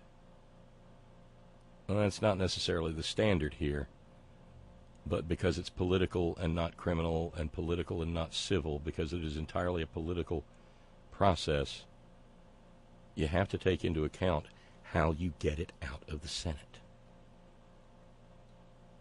As Scott and I discussed, perhaps impeachment alone would be enough to get, and you never know what's going to come tomorrow. And tomorrow creeps each day into a dusty death. Yeah, right, I get that. But the warrant for Cohen, who knows what may have been said about Donald Trump in it? Who knows what's in the tax returns? Who knows what's in the accounting records? Who knows what's in the loan data from Deutsche Bank and Citibank? And if we are to make sure that this never happens again, we have to have enough evidence to point to every filthy thing he did so that we can point to it all and say, this never happens again. So that's it for the evening. Thanks to all of you for joining in. Thanks to all of you who keep the program on the air. Thanks to our all-volunteer staff. Thanks to Steve and Sparky in the chat room. Thanks to our news ninjas. Thanks to Brother Deacon Asa, headon.live. Thank you, John Fox in Australia. Thank you, Ben Birch, whiterosesociety.org. Thanks to the hardest working, bravest people I know, the men and women of Coal River Mountain Watch, crmw.net. 20 years at the forefront of the struggle for human rights and environmental justice in Appalachia. And always, always, always, Gina, it's all for you. Later, y'all.